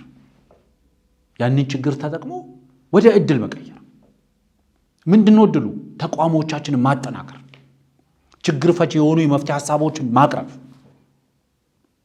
የንግዱ ማህበረሰብ ጋር ያለው ችግር ምንድነው ብሎ መፈተሽ፣ የመምህራን ጋር ያለው ችግር ምንድነው ብሎ መፈተሽ፣ ሰራዊቱ ጋር ያለው ችግር ምንድነው ብሎ መፈተሽ፣ ሌሎች የሙያ ማህበራት መካከል ያለው ሙያ ማህበራት ጋር ያለው ችግር ምንድነው ብሎ መፈተሽ፣ አማራጭ መፍትሄ ሐሳቦችን መስማት፣ ከዛ በኋላ እነዚህን ኢምፕሊመንት ማድረግ። ይሄ ትክክለኛ መፍትሄ ነው፣ ተገቢ መፍትሄ ነው ብያምናለሁ። ስለዚህ የአዲስ አበባ ከተማ አስተዳደር የጀመራቸው፣ የኦሮሚያ ክልላዊ መንግስት የጀመራቸው፣ ሌሎች ክልሎችም ያው እኔ በመረጃው ያለኝ ነው ማነሳው ችግሩን እንደ ችግሩን ላለመቀበልም ስለ ችግር ኤክስፕሌን በማድረግም ከመጠመድ ችግሩ እንደ ችግር ተቀብሎ ችግሩን ወደ እድል መቀየር። ምክንያቱም ችግሩን በመፍታት ውስጥ የሚፈጠሩ ብዙ ተሞክሮች አሉ። ችግሩን በመፍታት ውስጥ የሚፈጠሩ ብዙ ልምዶች ይኖራሉ፣ የሚቀመሩ ልምዶች ይኖራሉ። እነዚህ ናቸው ሀገርን ወደፊት የሚያሻግሩ። አንድን ወንዝ ሁለት ጊዜ እንዳንሻገር የሚያደርጉ ዋነኛው ነገር ይሄ። ስለዚህ ለኔ ተመሳሳይ ስህተት ላለመስራት ለሌሎች የፖለቲካና ሌሎች ማህበራዊ ፍላጎቶች ያሏቸው ሰዎች መጠቀሚያ እንዳይሆን ከተፈለገ ችግሩን በተገቢው መንገድ ለመፍታት መሞከር፣ በችግሩ ላይ ጊዜ ከማባከን በመፍትሄው ላይ ጊዜ ማባከን የተሻለ ነው። ስለዚህ አዲስ አበባ ከተማ አስተዳደር ያደረገውን እርምጃ አደንቃል። ከሙያ ማህበራት ጋር ለመነጋገር ያደረገው እንቅስቃሴ ጥሩ ነው። ከንግዱ ማህበረሰብ ጋር ለማነጋገር ያደረገው እንቅስቃሴ ጥሩ ነው። ንግዱ ማህበረሰብ ውስጥ የተንሰራፋውን ሙስና፣ የታክስ ክመራ፣ እነዚህ ነገሮችን ቢያንስ መነጋገር መቻላቸው በራሱ እንደ አንድ እመርታ መታየት አለበት። ይህንን ካልኩ በኋላ ወደ ዛሬው መደበኛ የዳሰሳ ፕሮግራም ይልቅባ። ይህን እንደ መረጃ ነው ያነሳሁት። እንግዲህ ትላንትና የሻዕቢያ በቅሎች ከምንላቸው መካከል ወይም ደግሞ የኢሳያስ በቅሎች ከምንላቸው መካከል የአቶ አንዳርጋቸው ጽጌ እና የፋሲል አይናለም የፋሲል የወንድማገኝ የሚባሉ በጋዜጠኝነት ስም የተሸፈኑ በቅሎችን አንስተን ተወያይተን ነበር። ከእናንተ ጋር ቆይታ አድርጌ ነበር። አንዳንድ ሰዎች በኮመንትም የፕሮፌሰር መሐመድ ሐሰንን ሳላየኸውም ወይ የሚል ነገር አንስተውልኛል። ያው በቅሎችን ባበዛን ቁጥር እርስ በርስ እንዳይረጋገጡን በመፍራት ያሳደርነው ጉዳይ ስለሆነ ነው። ይሄ ስፔሻል ኬዝም ስለሆነ ነው ያሳደርነው። ምክንያቱም ፍሮም ዴይ ወን የኦሮሙማ ጉዳይ ሲባልና ሲራገብ ይሄንን በማራገብ ውስጥ የተጠመዱት ፕሮፌሰር መሐመድ ሐሰንና መሳይ መኮንን ናቸው። ስለዚህ እነዛን ከነዛ ጋር ደምሮ ማየቱ ተገቢ አይደለም። አንድ እርስ በርስ እንዳይረጋገጡ በቅሎች ሲበዙ ያው መራገጥ ስለሚበዛ፣ ስለዚህ ማካፈል ጥሩ ነው ብለን ለዛሬ ያሳደርናቸው ናቸው። ስለዚህ የሻዕቢያ በቅሎች ክፍል 2 አሁን እናየዋለን። ስለተለያዩ ነገሮች ነው ያነሱት። እንግዲህ እነዚህ በቅሎች የተጠመዱበት አንደኛው ነገር የኤርትራን የባርነት 34ኛ ዓመት ክብረ በዓል ላይ ፕሬዚዳንቱ የተናገሩትን ንግግር መሰረት አድርገው ለማብራራት የመጡት ፕሬዚዳንቱ ማለት የፈለጉት እንደዚህ ነው ያሉት አይደለም፣ ማለት የፈለጉት እንደዚህ ነው ብሎ ነው የሚያብራሩ ሰዎች ናቸው። የነዚህ ባንዳነት የነዚህ አሽከርነት የጎባጣ አሽከር አይነት ናቸው። እነዚህ ጌቶቻቸውን ለመምሰል ጌቶቻቸው የተናገሩትን አይደለም ጭንቅላታቸው ውስጥ ያሰቡትን ነገር ለማስረዳት ሲጋጋጡ ታዩዋቸዋላችሁ። እነዚህ በቅሎች እነዚህ ኢሳያስ የተናገረውን አይደለም ሊያብራሩ የመጡት የድፍረታቸው ድፍረት ማለት የፈለገውንም ጭምር ነው። ምክንያቱም ኢሳያስ ሲናገር ስለ ኢትዮጵያ ማውራት ሲፈልግ ስፒድ ዳይል ውስጥ አሉት ከሚባሉት ሰዎች መካከል ናቸው አቶ አንዳርጋቸው ጽጌና ፕሮፌሰር መሐመድ ሐሰን። ፕሮፌሰር መሐመድ ሐሰን ከተወሰኑ ሳምንታት በፊት አስመራ የነበሩ ሰው ናቸው። ስለዚህ ሞስት ፕሮባብሊ ስለ ኢትዮጵያ ሊናገር የሚችለውን ነገር በተወሰነ ደረጃ ሪሼፕ የማድረግ የማየት የማርቀቅ ስራ የሰሩ ሰው ናቸው። እኚህ ሰው የኦሮሙማ የሚሉት ፕሮጀክት ደርሰት ባለቤትም ናቸው። ለምን እንደዚህ ያል ማስረጃ እናመጣለን። ዓላማው ምንድነው? በማስረጃ እንመጣበታለን።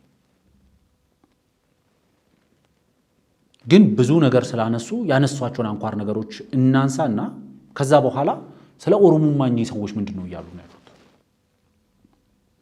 የሚለውን እንመጣበታለን።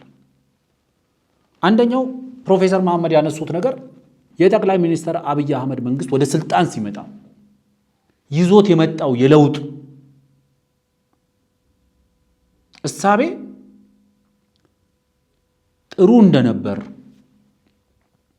ብዙዎችን ከጎናቸው ማሰለፍ ችለው እንደነበር ይነግሩናል ፕሮፌሰር መሐመድ። ከሀገር ውስጥም ከውጭም ብዙዎቻችን ከጎናቸው ተሰልፈን ነበር። ምክንያቱም ጠቅላይ ሚኒስትሩ የለውጥ እንቅስቃሴ የወሰዱት የለውጥ እርምጃ አበረታች ስለነበረ ዌይ ፎርዋርድ ስለነበረ ከጎናቸው ተሰልፈን ነበር ይላሉ። ይሄንን እንቅስቃሴያቸውን ለመቀልበስ ሲል መከላከያው ላይ ከፍተኛ የሆነ ምት ያሰነዘረው ቲፒኤልኤፍ ነው። በእሳቸው አፍ ኢሳያስ፣ በኢሳያስ አፍ እሳቸው ናቸው የሚናገሩት። ስለዚህ ሰዎች ስትሰሟቸው እሳቸው ሲያወሩ በእሳቸው አፍ ውስጥ ኢሳያስ ነው እየተናገረ ያለው። ስለዚህ አንድ የማይካደው ነገር ቲፒኤልኤፍ የለውጡን እንቅስቃሴ ለመቀልበስ ሲል እርምጃ ወስዷል።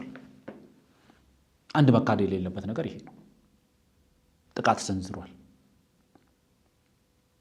ስትራቴጂክ ሲስተሚክ እያሉ የሚያቀርቡት ጥቃት መሰንዘሩን በግልጽ ያስቀምጣሉ።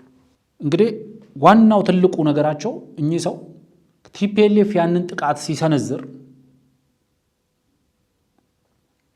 ሁላችንም ከጎኑ ባንቆም ኖሮ የኢትዮጵያ መንግስት 10 ደቂቃም ቆሞ ሊዋጋ አይችልም ነበር ይላሉ። የጠቅላይ ሚኒስትሩ መንግስት ሊወገድ ይችል ነበር ይላሉ። ሁላችንም ከጎናቸው ባንቆም መሳይ ስም እየጠቀሱ አንተ መሳይ፣ አንዳርጋቸው፣ ነአምን፣ እኔ ምናምን እያሉ ይጠቅሱና እኛ ከጎናቸው ባንቆም ኖሮ 10 ደቂቃ አይዋጋም ነበር። ይሄ በራሱ መቆም የማይችሉ በራሳቸው አይደለም 10 ደቂቃ 1 ኪሎ ሜትር መራመድ የማይችሉ አዛውንት እኛ ከጎኑ ባንቆም ኖሮ እኛ በሚለው ውስጥ እንግዲህ የኤርትራ መንግስትም ይካተታል ማለት 10 ደቂቃም ሊዋጋ አይችልም ነበር ይላሉ። ሌላኛው እሳቸው በዚህ ቆይታቸው ውስጥ ያነሱት ስለ ቲፒኤልኤፍ የአውሮፓ የተለያዩ ዲፕሎማቶች ኢትዮጵያ ውስጥ የአውሮፓ ዲፕሎማቶች ሲሼልስ ድረስ ቲፒኤልኤፍን ወስደው ጦርነቱ ከመጀመሩ ከአንድ ሳምንት በፊት እባክህ ጦርነቱን ተው፣ ጦርነት እንዳትከፍት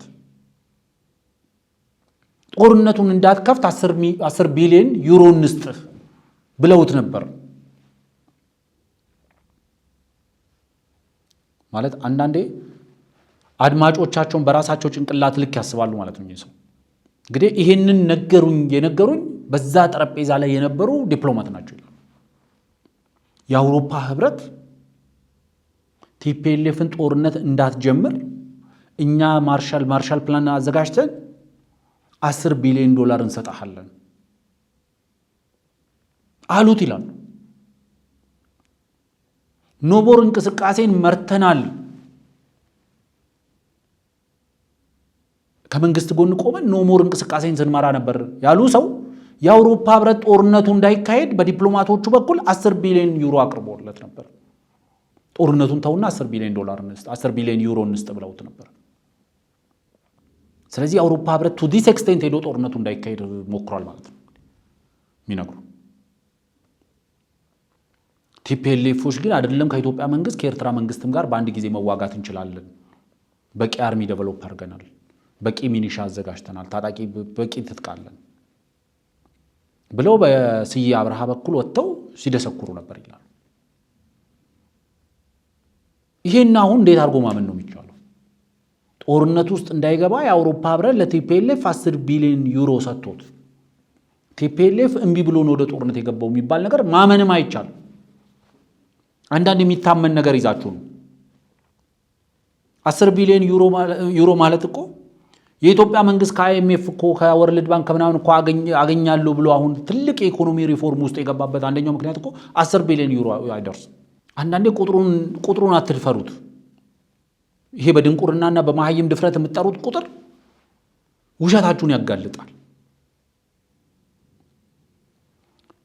ቲፒኤልኤፍን ሰብስቦ ሲሼልስ ወስዶ ስለ 10 ቢሊዮን ዩሮ ማውራት ለምን አስፈለገው? እዚህ ማውራት እየቻሉ ከጦርነቱ በፊት ከሆነ ዋናው መሰረታዊ ነገር ቢያንስ ቲፒኤልኤፍ የለውጡን እንቅስቃሴ ለመቀልበስ ጥቃት መሰንዘሩ ማመናቸው፣ እሳቸውን ጨምሮ ሌሎችም ከመንግስት ጎን ለውጡን ደግፈናል በሚል ሽፋን ከጎኑ መቆማቸው፣ ይሄን ሁሉ ይነግሩንና አንድ እውነት በዚህ ውስጥ ሚስጥር ያወጣሉ። እያሸነፈ የነበረ መንግስት በአክሮባት ወይም ደግሞ በሚመስል መንገድ ፕሪቶሪያ ተገኘ። ክህደት ቁጥር 1 ማለት ይሄ ነው ይላሉ። እንግዲህ ከቀዝቃዛው ዓለም ጦርነት ወዲህ ኢትዮጵያ ወደ ብሔር ፖለቲካ ጽንፍ ማምራቷንም ነው የጠቀሱት። እንግዲህ በዚህ ደረጃ የኢትዮጵያ ችግር ምን እንደሆነ ምናልባት ብዙ ጊዜ የሚባለው አለ። ይሄ ኢትዮጵያ በብሔር መሸንሸኗን በብሔር መከፋፈሏን ከመለስ ዜናዊ ጊዜ ጀምሮ ፕሬዚዳንቱ ሲቃወሙ ነበረ።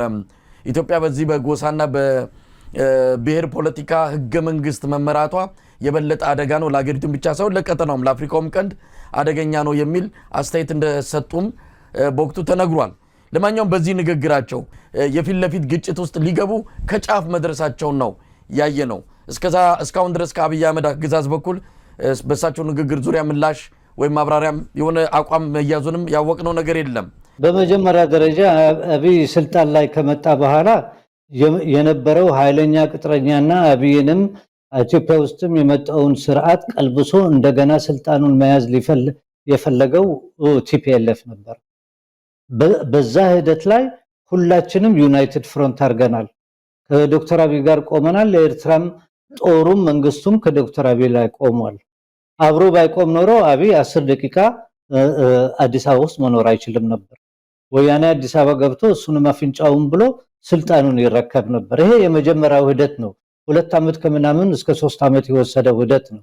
ይሄ ደግሞ በዛን ጊዜ በቲፒኤልኤፍ ፈረስ ላይ ሲጋልቡ የነበሩት የድሮ የምዕራብ ኃይሎች በተለይ ደግሞ አሜሪካን ሀገር ዲሞክራቲክ ፓርቲውና አውሮፓ ውስጥ ያሉት እነዚህ አላይ አድርጎ ነው የፈጠሩት። ከሚገርም ነገር እዚህ ላይ እኔ ላጫውት የምፈልገው ሞሪሸስ አይደለም ሲሽሊስ ላይ የምዕራብ የኤምባሲዎች አዲስ አበባ ያሉ ወያኔን ጋብዘው ሲሽሊስ ላይ ያኔ ወያኔ ጦርነቱን ከመጀመሩ 1 ሳምንት በፊት አነጋግሯቸው ነበር።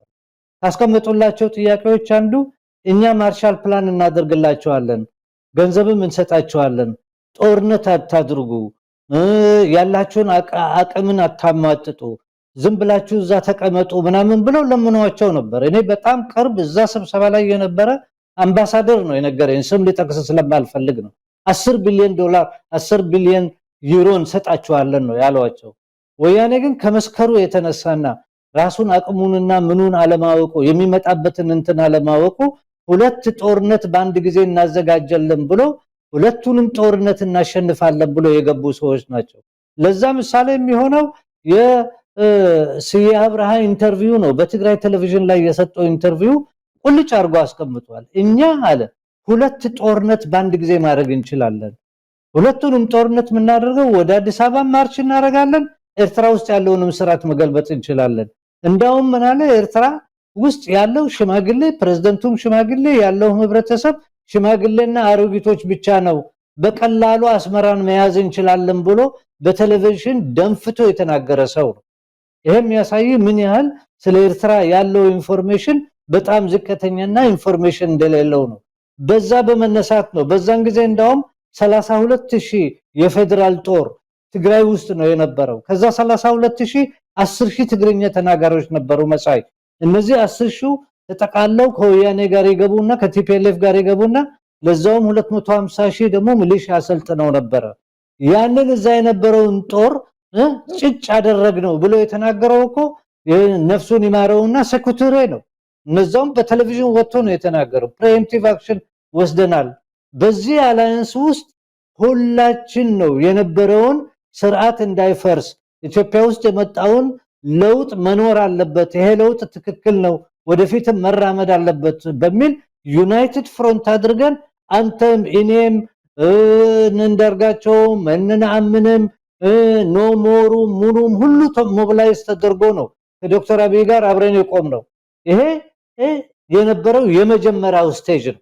አገሪቷ በሁለት ደረጃ ላይ አንደኛ ይሄ የጎሳና ይሄ የምን ክልሎች መመስረቱን ከዚህ በፊት እሳቸው ተናግረው ነበር። ራሱ ያለፉት ጠቅላይ ሚኒስትር ድራፍቱን የህግ መንግስቱን ድራፍት አምጥቶ እኔ እንዳንተ ጋር መጥቻለሁ ሪስፔክት ስለማደርግህ እቺን እንኳን ኮሜንት እንድታረግልኝ ይፈልጋለሁ ይሄንን ድራፍት አንብብ ብሎ መለስ ዜናዊ የቀድሞ ጠቅላይ ሚኒስትር ለፕሬዝዳንት ኢሳያስ ይሰጣል። እንግዳስ ጥሩ ጊዜ ስጠኝና አንብቤ ኖት አድርጌ እመጣልሃለሁ አለው። ከዛ ወዲህ አንብቦ ኖቱን አድርጎ ተገናኙ አረ ጊዜ እንዴት ነው አለው።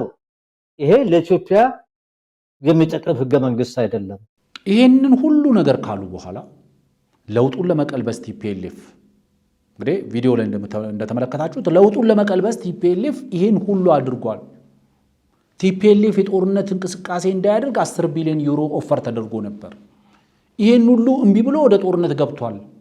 ወደ ጦርነት ሲገባ ወደ ኤርትራም ወደ ኢትዮጵያም ማጥቃት ይችላሉ አቅሟለኝ ትጥቋለኝ ብሎ ነው።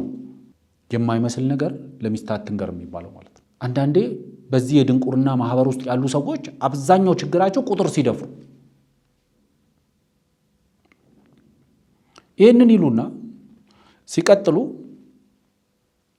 እያሸነፈ የነበረ መንግስት ይላሉ። ያ ሁሉ ጦርነት ተካሄደ፣ ከዛ ሁላችንም ከጎኑ ቆምን፣ የኤርትራ መንግስትም ከፌዴራል መንግስቱ ጎን ቆመ። የኤርትራ መንግስት እቺን አይልም። እውነቱን ለመናገር የኤርትራ መንግስት ወደ ጦርነቱ የመጣሁት በወያኔዎቹ የሚሳኤል ግብዣ ነው የሚለው። ራሴን ለመከላከል ነው ወደ ጦርነቱ ውስጥ የገባሁት ነው የሚለው። አንድ ሚሳኤል ጥቃት ስለተሰነዘረብኝ፣ ሁለት ደግሞ መረጃው ስለነበረኝ እኔንም ልታጠቁኝ የሚል መረጃ ስለነበረኝ። እቺ መረጃ ምንጯ ዛሬ ፕሮፌሰር መሐመድ ሐሰን እንደሆኑ ነው የሚነግሩን። ምክንያቱም ፕሮፌሰር መሐመድ ምን አሉ? ያ ሁሉ የቢሊዮን ዩሮዎች ኦፈር ቀርቦለትም በሁለት አቅጣጫ ጦርነት ማድረግ እንችላለን ብሎ ማለቱን ከዲፕሎማቶች ሰምቻለሁ። ጠረጴዛው ላይ እዛ ውይይት ላይ ከነበረ ዲፕሎማት ሰምቻለሁ። የሻቢያ ደህንነቶች፣ የሻቢያ ፕሮፓጋንዲስቶች፣ የኢሳያስ ልጆች፣ ኢሳያስም ጭምር በአንድ በኩል በወያኔ ሚሳኤል ተጋብዤ ነው ወደዚህ ጦርነት የገባሁት፣ በሌላ በኩል ደግሞ እንደምታጠቁኝ ቀድሜ መረጃው ስለነበረኝ ነው የሚለው መረጃው ምንጩ ይኸው እኚህ ፕሮፌሰር ናቸው። እኚህ የድንቁርና ፕሮፌሰር ናቸው የመረጃ ምንጩ። ቲፒኤልኤፍ 10 ቢሊዮን ዩሮ ኦፈር ተደርጎ እምቢ ብሎ ነው ጦርነት ውስጥ የገባው የሚሉ ሰው። ከዛ በኋላ እኚህ ፕሮፌሰር እንግዲህ ይህንን ካሉ በኋላ አንድ ሌላ የሚያወጡት ሚስጥር ምንድን ነው?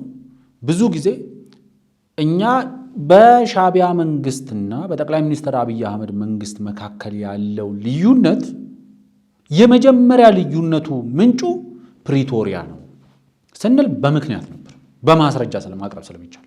እንግዲህ በቪዲዮ ላይ እንዳያችሁት መንግስት ጦርነቱን እያሸነፈ እያለ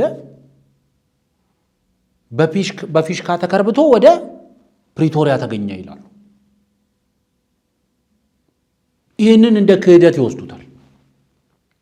በተደጋጋሚ ጊዜ ጠይቀን ነበር። እስቲ ጠቅላይ ሚኒስትር አብይ አህመድ መንግስት የሻቢያ መንግስት ወይም ደግሞ የኢሳያስ አፈወርቂን መንግስት ይሄን አደረገው ከምትሉት እስቲ አንድ ነገር ጥቀሱ።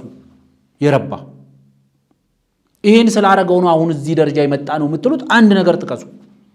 ኤክሴፕት ፕሪቶሪያ ስንላቸው ነበረ። ይሄው ዛሬ እሳቸው ቅድም እንዳያችሁት ፕሪቶሪያን እያሸነፈ የነበረ መንግስት ወደ ፕሪቶሪያ መሄዱ ስተት አድርገው አቀረቡት። ተገቢ አይደለም፣ ክህደት ነው ብሎ አቀረቡት።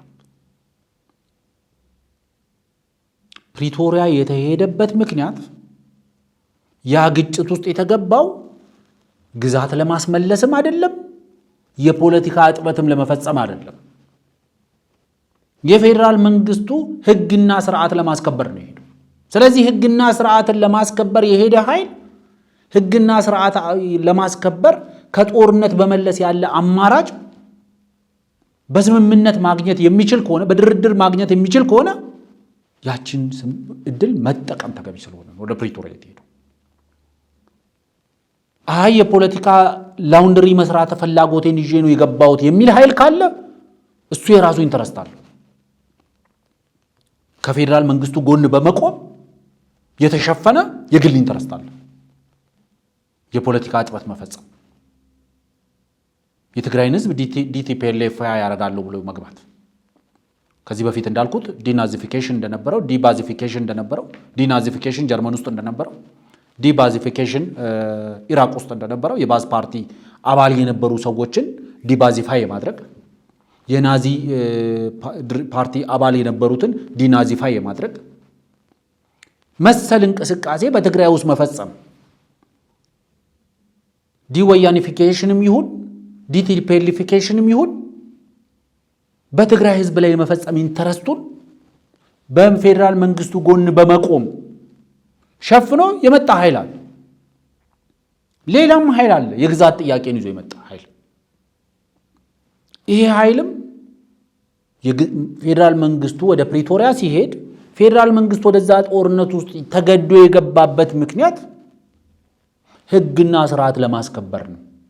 ሌሎች ህግና ስርዓትን በማስከበር ሸፍነው ይዘው የመጧቸው የራሳቸው ዓላማ ካለ ያንን ዓላማ የማስጠበቅ ግዴታ የለበትም ፌዴራል መንግስቱ። ስለዚህ ክህደቱ የፌዴራል መንግስት አይደለም የካደው የሻዕቢያ መንግስት ነው። የፌዴራል መንግስቱን የካደው የሻዕቢያ መንግስት ነው። የፌዴራል መንግስቱን በመደገፍ ስም የግል ኢንተረስቱን ጦርነቱን በማወሳሰብ ጦርነት ውስጥ አላስፈላጊ ውድመቶች እንዲከሰቱ በማድረግ ያደረገው የሻዕቢያ መንግስት።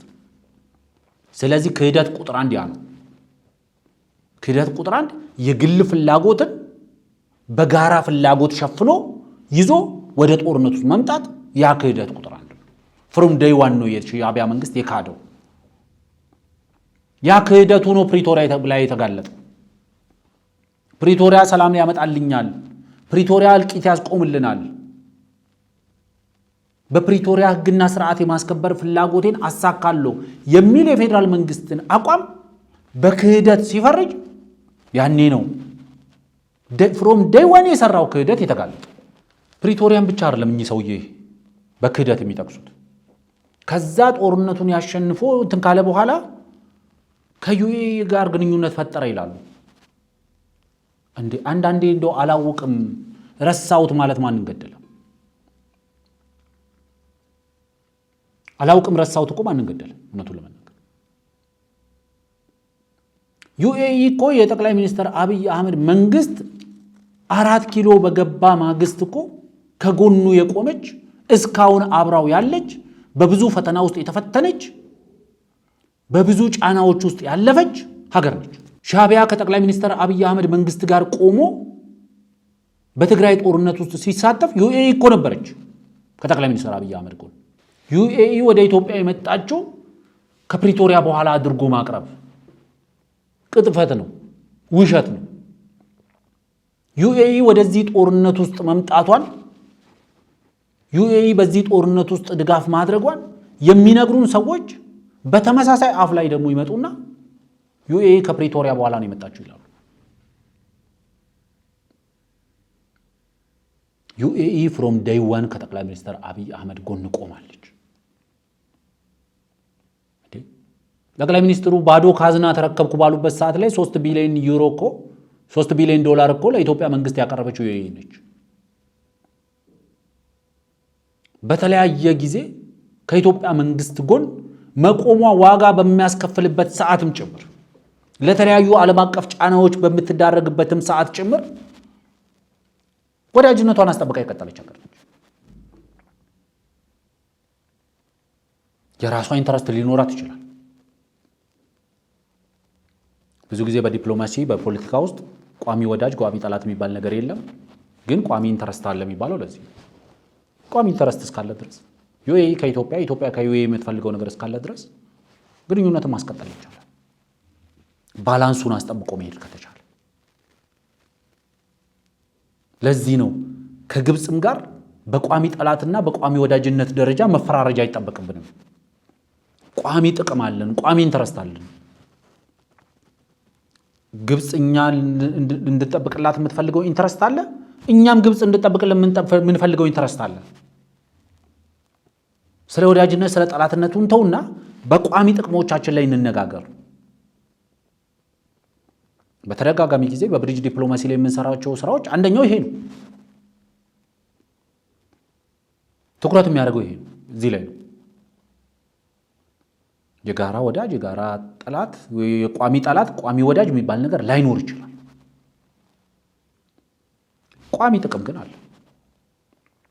ይህንን ጥቅም ማስጠበቅ ነው። እንደ ኢትዮጵያ እኛ ከመካከለኛው ምስራቅ ላይ ጥቅማችንን ማስጠበቅ እንፈልጋለን። ዩኤኢ ደግሞ በአፍሪካ ቀንድ ላይ ጥቅሟን ማስጠበቅ ትፈልጋለች። በሀገራት መካከል የጥቅም ግንኙነት መኖሩ ተገቢ ነው፣ ፌር ነው። ይሄ ፌር ኤንድ ስኩዌር እንደሚባለው በዚህ የጥቅም ባህር ላይ እንዴት እንቀዝፋለን የሚለው በየመንግስታቱ ጥንካሬ ይወሰናል። ዩኤኢ እሳቸው እንደሚሉት ከፕሪቶሪያ በኋላ የመጣች አካል አይደለች። ኢቭን ከኤርትራ መንግስት ቀድማ ለጠቅላይ ሚኒስትር አብይ አህመድ መንግስት ወቅና ድጋፍ የሰጠች መንግስት ካዝናዬ ባዶ ሆነ በተባለበት ሰዓት ላይ ካዝናውን በተወሰኑ ዶላሮች ድጋፍ ያደረገች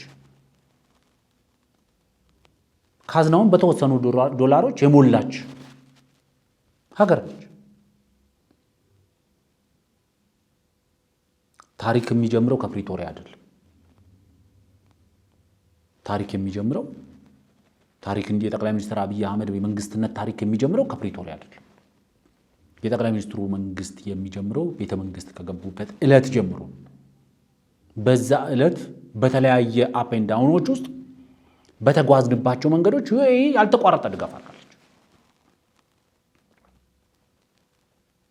በኮሮና ጊዜ አብራን ቆማለች። በጦርነት ጊዜ አብራን ቆማለች። ዛሬም አብራናለች። ካዲዎች ቢራገፉ ይሄ ሀቅ ነው። ቢመራችሁ መድኃኒቱ ይሆናችኋል፣ ዋጡት። በጥቅም ላይ መሰረት ያደረገ ግንኙነት ነው ያለው። በጋራ መከባበር ላይ መሰረት ያደረገ ግንኙነት ነው ያለው። በጋራ ጥቅሞች ላይ መሰረት ያደረገ ግንኙነት ነው ያለው። በመናበብ ላይ መሰረት ያደረገ ግንኙነት ነው ያለው። በነገ ተስፋ ላይ መሰረት ያደረገ ግንኙነት ነው ያለው። በሰላምና ልማት ላይ መሰረት ያደረገ ግንኙነት ነው ያለው። ይሄ ሀቅ ነው። ይሄንን ሀቅ መካድ አይቻልም። ያ የተፈለገው የድሮ ቁጥረኛ ሊሳካ አልቻለም። ተመታ። 3 ጊዜ ኦፌንሲቭ ያደረገ መጨረሻ ላይ ሊያዙ ሲሉ ልንያዝ ነው ልይናዝ ነው ሲሉ አሜሪካኖች ከጅቡቲ አውሮፕላን ያመጡና የሚፈልጉትን ወስደው ግማሹን ጅቡቲ ግማሹን በዩጋንዳ በኩል ወደሚፈልጉት ቦታ ላኩና ፕሪቶሪያ ወሰዷቸው። ይሄኛው ሁለተኛው ቻፕተር ፕሪቶሪያ ላይ ነው የጀመረው። ፕሪቶሪያ ላይ ሲጀምር አንድ ያሸነፈ መንግስት ሮጦ ፕሪቶሪያ በፊሽካ ተነፍቶ እንዲሄድ ያደረገው ይሄ የዶክተር አብይ አክሮባት ነው። አሁን ሁለተኛውን አክሮባት ይጫወታለው የሚልነት መጣ። ከዛ ወዲህ ነው ካምፔኑ የጀመረው። ካምፔኑ በዛን ጊዜ ሲጀምር ተጠናክር ያለው ብሎ በዛም ሰዓት ደግሞ አሁን የምታሽከረክረው ሀገር ዝምድና ይፈጥራል። ያ ዝምድና ሲፈጥር ትንሽም ሳንቲም ከዛ ማግኘት ሲጀምር የራሱን ኦሮሞማ አይዲዮሎጂ ዲቨሎፕ አድርጎ ይሄ 2 ዓመት ጦርነት ፈጥሮ አማራ ክልል ላይ እንደምታየው ሲቹዌሽን ላይ ነው ያለው። እየተዳከመ ምን ያለ መጣ። መጨረሻ ላይ አልፎ አሁን ሞቢላይዜሽን ለማድረግ ውሃም አንዴ በዚህ በኩል ግብጽ ልትመጣብኝ ነው በሚል የአባይ እንትንን ያነሳል። አልፎ ተርፎ ወደብ የሚባለው ነገር አነሳ። ሌላኛው እንግዲህ ፕሬዝዳንቱ አነጋጋሪ የሆነው ነገር የተናገሩት በንግግራቸው ውስጥ ከኦሮሞማ ጋር አያይዘው የተናገሩት ንግግር ትላንትና ኦሮሞማ ሲባል በአቶ አንዳርጋቸው አፍ ምን ማለት ነው የሚለውን አይተናል። በአቶ አንዳርጋቸው አፍ ፕሬዝዳንት ኢሳያስ የተናገሩት ኦሮሞማ ምንድነው የሚለውን አይተናል። ሰፋርክ አቶ አንዳርጋቸው ኦሮሞማ ሲሉ እሳቸው የኦሮሞ ኢሊት ማለታቸው ነው፣ የኦሮሞ ገዢ መደብ ማለታቸው ነው ያሉትን እኛ በሙግታችን እራሳቸው ከሳምንታት በፊት በጻፉት በቪዲዮ ቀርቦ ባስረዱት ጽሁፋቸው ውስጥ ህዝብ የኢሊቱ ወይም ደግሞ የፖለቲካ ሊቃውንቱ አስተሳሰብ ኩሊ ነው ብለዋል።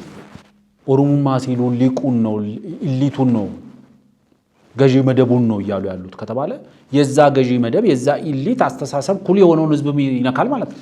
ግን ዋናው መሰረታዊ ነገር እቺ ኦሮሞማ የምትባለዋ ድርሰት የት ነው የተደረሰችው? ማን ነውስ ነው የደረሳት ብለን መቼቷን በተወሰነ እናያለን። ፖስት ፕሪቶሪያ የተደረሰች ነች ድርሰቷ። መቼቷን ስናይ መቼ የሚለው ፖስት ፕሪቶሪያ፣ የት የሚለው አስመራ ነው የተደረሰው። የምን አፕዴትድ ቨርዥን ነች ከተባለ ደግሞ የትነግ የ1968ቱ ማኒፌስቶ አፕዴትድ ቨርዥን ነች። እሱን በማስረጃ እንሄድበታለን።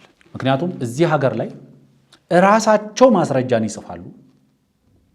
እራሳቸው ማስረጃውን በሚስጥር ደረሰን ብለው ይዘው ይመጣሉ። እራሳቸው የደረሳቸውን ማስረጃ ፕሬዘንት ኤንድ ዲፌንድ ያደርጋሉ፣ ያስረዱናል። ኢንዶክትሪኔሽን ስራ ይሰራሉ። ኢንዶክትሪኔት ካደረጉን በኋላ ደጋግመው እየነገሩን ኢንተርናላይዝ እንድናደርገው ይሞክራሉ። በሚፈልጉት ደረጃ ኢንተርናላይዝ አልሆነላቸውም። አሁን ምክንያቱም ኦልሞስት ዓመት ሊሞላው ምንም ጊዜ የቀረው አይመስለኝም። ወደ ሚዲያ ከመጣ ከተዘጋጃለ ፖስት ፕሪቶሪያ ነው የተዘጋጀው። ወደ ሚዲያ አምጥተው ኢንዶክትሪኔት ማድረግ ከጀመሩበት ጊዜ ጀምሮ ግን ካየነው ዓመት ላይ አልፎ በሚፈልጉት ደረጃ ኢንተርናላይዝ ማድረግ አልቻሉም። አሁን ያለውንም መንግስት በኦሮሞማ መንግስትነት ለመፈረጅ የኦሮሞ መንግስት ነው ብሎ በህዝብ ደረጃ ተቀባይነት ለማግኘት ያደረጉት ሙከራ በሚፈልጉት ደረጃ አልተሳካም። ስለዚህ አሁን በበቅሎቹ ተሞክሮ ስላልተሳካ በፈረሱ አፍ መነገር ጀመረ። ስፖንሰር ያደረገው እሱ ስለሆነ፣ ፋይናንስ ያደረገው እሱ ስለሆነ። ዋነኛ የዚህ ሰነድ ዓላማ ምንድን ነው? አንደኛው የሆነን የህብረተሰብ ክፍል አይደንቲፋይ ያደርጋል፣ ይለያል። ዴን አይሶሌት ያደርጋል ያንን ማህበረሰብ፣ የኦሮሞን ህዝብ ከሌላው ህዝብ ይነጥሏል። በዚህ ሰነድ ውስጥ የሚታየው አንደኛው ነገር ይሄ። በተለያየ ጊዜ የሚለቁትን ሰነዶቻቸው ስላየን፣ አገኘን የሚሉትን በሚስጥር ሾለከልን የሚሉትን ሰነድ ስላየን፣ በዛ ሰነድ ውስጥ የእነሱን ጭንቅላት ማየት ስለሚቻል አንደኛው የኦሮሞን ህዝብ አይደንቲፋይ ኤንድ አይሶሌት ያደርጋል። ከሌላው የኢትዮጵያ ህዝቦች ጋር አብሮ እንዳይኖር የመነጠል ስራ ይሰራል፣ የመለየት ስራ ይሰራል። ከዛ ከለዩት በኋላ የኔሚንግ ኤንድ ናሬሽን ስራ ይቀጥላሉ። ስም ያወጡ፣ ናሬሽን ይሰራሉ፣ ትርክት። ከዛ ለዛ ትርክት ደግሞ ስም ይሰጡታል። ኦሮሞማ የሚል ስም ስያሜ ይሰጡት። የኦሮሞን ህዝብ አይደንቲፋይ ያደረጉ፣ ከዛ አይሶሌት አደረጉት።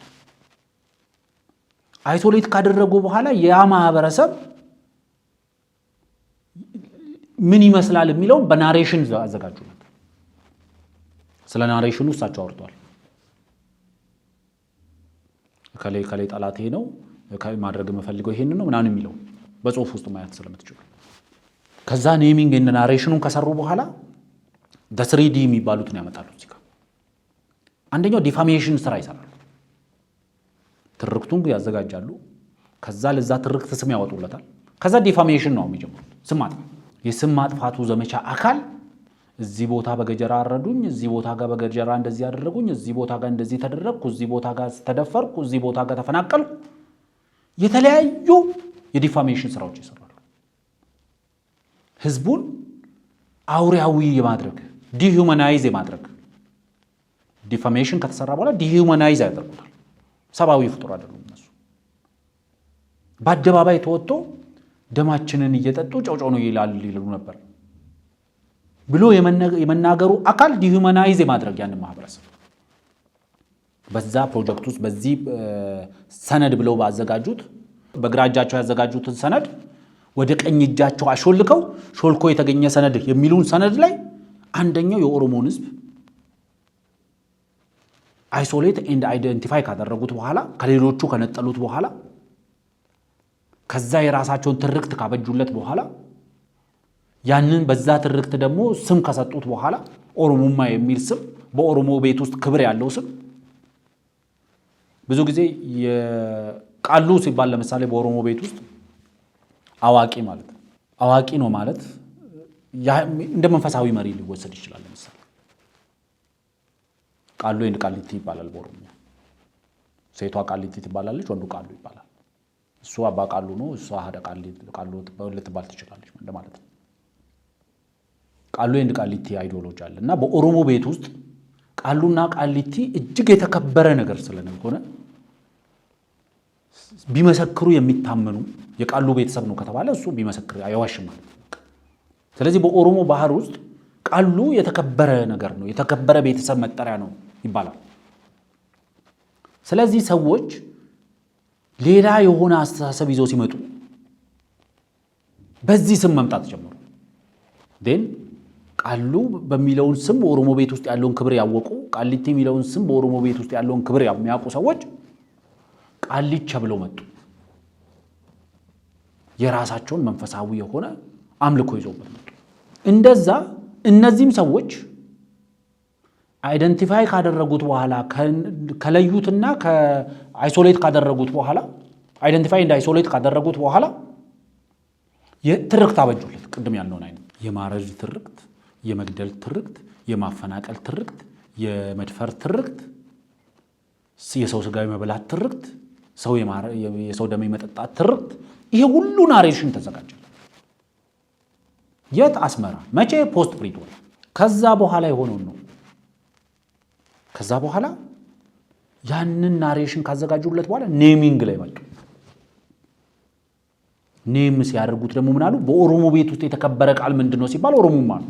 ኦሮሞነት ሁሉም ኦሮሞ የሚጋራው እዚህ ደቡብ ጫፍ ላይ ያለው ቦረና፣ እዚህ መሃል ላይ ካለው ሸዋ፣ ከዛ ምዕራብ ጫፍ ላይ ካለው ወለጋ የሚጋራ ኦሮሞነትን የሚገልጸው ነው ኦሮሞማ።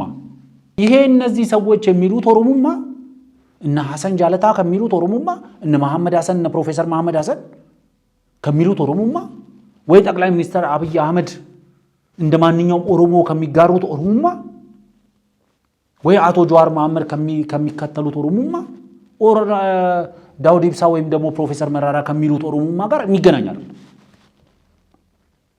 እነሱ ራሳቸው እነሱ ለፈጠሩት ትርክት የተከበረውን ያንን የኦሮሞነትን ቃል አምጥተው ኦሮሞማ ነው አሉ። ስም ሰጡት።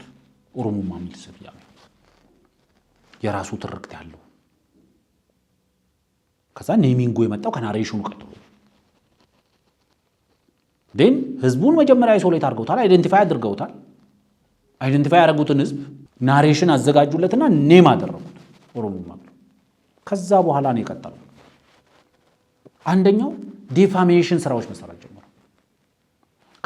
ከናሬሽን ውስጥ የተለያዩ ቪዲዮዎች፣ ድምጾች ምናምን እየተመዘዙ እየመጡ ዲፋሜት ማድረግ፣ የስም ማጥፋት ዘመቻዎች በህዝብ ላይ ነው። የስም ማጥፋት ዘመቻዎች ይደረጋሉ በኦሮሞ ህዝብ ላይ። በጠቅላይ ሚኒስትር አብይ አህመድ መንግስት ላይ አይደለም፣ በሰፊው በኦሮሞ ህዝብ ላይ፣ በአቶ ጀዋር መሐመድ ላይ አይደለም፣ በሰፊው የኦሮሞ ህዝብ ላይ፣ በጃልመሮ ወይም በኦቦ ዳውድ ላይ ሳይሆን በኦሮሞ ህዝብ ላይ የስም ማጥፋት ዘመቻ ተደረገ። ፖስት ፕሪቶሪያ ነው የሚደረገው። በፕሪቶሪያ ዓላማቸው የተደናቀፉ አካላት ተሰባስበው የደረሱት ድርሰት ያመጣው አንደኛው ዲፋሜሽን ስራ ተሰራ። ፕሮጀክቱ ተጽፎ እንዴት እንደሚተገበር ታይም ቴብል ተዘጋ። ሁሉ ነገር እየቆነጠሩ ይዘው መምጣት ጀመሩ። ከዛ በዛ ዲፋሜሽንን ለመስራት ባቀረቧቸው ሰነዶች፣ ባቀረቧቸው ማስረጃ ብሎ በሚያቀርቧቸው ራሳቸው ኦርኬስትሬት ባደረጓቸው አንዳንድ ቦታ ጋር ራሳቸው በግድያዎችም በደፈራዎች ውስጥም በማፈናቀል ውስጥም ተሳትፈው ራሳቸው ቪዲዮ እየቀረጹ ይህንን አቶ ግርማ የሺጥላ በይፋ ወጥቶ ተናግረዋል። ገዳዮች ናቸው ቪዲዮ ቀርጸው በማስረጃነት የሚያቀርቡት፣ ጨፍጫፊዎች ናቸው ተጨፈጨፍን እያሉ ቪዲዮ ቀርጾ የሚያመጡት። ገዳይ ራሱን አያነሳም፣ ሟች ራሱን አይቀርጽም፣ ሟች ራሱን ፎቶ አያነሳም፣ ሟች ራሱን አይቀርጽም። የሆነ ሰው ሲገደል፣ የሆነ ሰው ሲፈናቀል ቆሞ ቪዲዮ የመቅረጽ መረጋጋት፣ አትሊስት ሜንታል መረጋጋት ሊኖረው የሚችለው ያንን ተግባር የሚፈጽመው ሰው ነው። ሰውን በህይወት ያለን ሰው እያቃጠለ ቪዲዮ የመቅረጽ የሞራል አቅም ያለው የሞራል ዝቅጠት ያለው ያንን ተግባር የሚፈጽመው ሰው ነው። ከዛ ዲፋሜሽኑ ስራውን ከሰሩ በኋላ ያንን ማህበረሰብ በማህበረሰብ ደረጃ ዲሁማናይዝ ማድረግ ጀመሩ። ሰብአዊነት የጎደለው ሰው ያልሆነ ዲሁማናይዝ አደረጉ። ዴን ዲስትሮይ ኤንድ ዲስትራክሽን ፕሮሰሱ ቀጠለ ማለት ነው። አሁን የቀራቸው ፌዝ ይሄ ነው። ቅድም ከዘረዘርኳቸው አንድ ያልተደረገ በማስረጃ ያልተደገፈ ነገር የለም። የኦሮሞን ህዝብ አይደንቲፋይ ኤንድ አይሶሌት ተደርጓል። በፖስት ፕሪቶሪያን ተከትሎ የኦሮሞን ህዝብ አይደንቲፋይ ኤንድ አይሶሌት ተደርጓል። የፕሪቶሪያ ስምምነትን በኋላ ድህረ ፕሪቶሪያ ስምምነት የኦሮሞ ህዝብ አይሶሌት ኤንድ አይደንቲፋይ ተደርጓል። ቆይ ልድገምልህ ቦንጌችን። ከፕሪቶሪያ በኋላ የኦሮሞ ህዝብ አይደንቲፋይ ኤንድ አይሶሌት ተደርጓል። ናሬት ኤንድ ኔሚንግ ስራ ተሰርቶበታል። ከዛ በኋላ ዲፋሜሽን እንድ ዲሁማናይዜሽን ስራ ተሰርቶበታል። አሁን ወዴት እየሄዱ ነው? ዲስትሮይ ኤንድ ዲስትራክሽን ነው። ወደዛ መሄድ ነው የሚፈልጉት። የዲስትሮይ ኤንድ ዲስትራክሽን አካል ነው አሁን የፋኖ እንቅስቃሴ፣ የቲፒኤልኤፍ ኦልድ ጋርዶች እንቅስቃሴ፣ የሻቢያ መንግስት እንቅስቃሴ።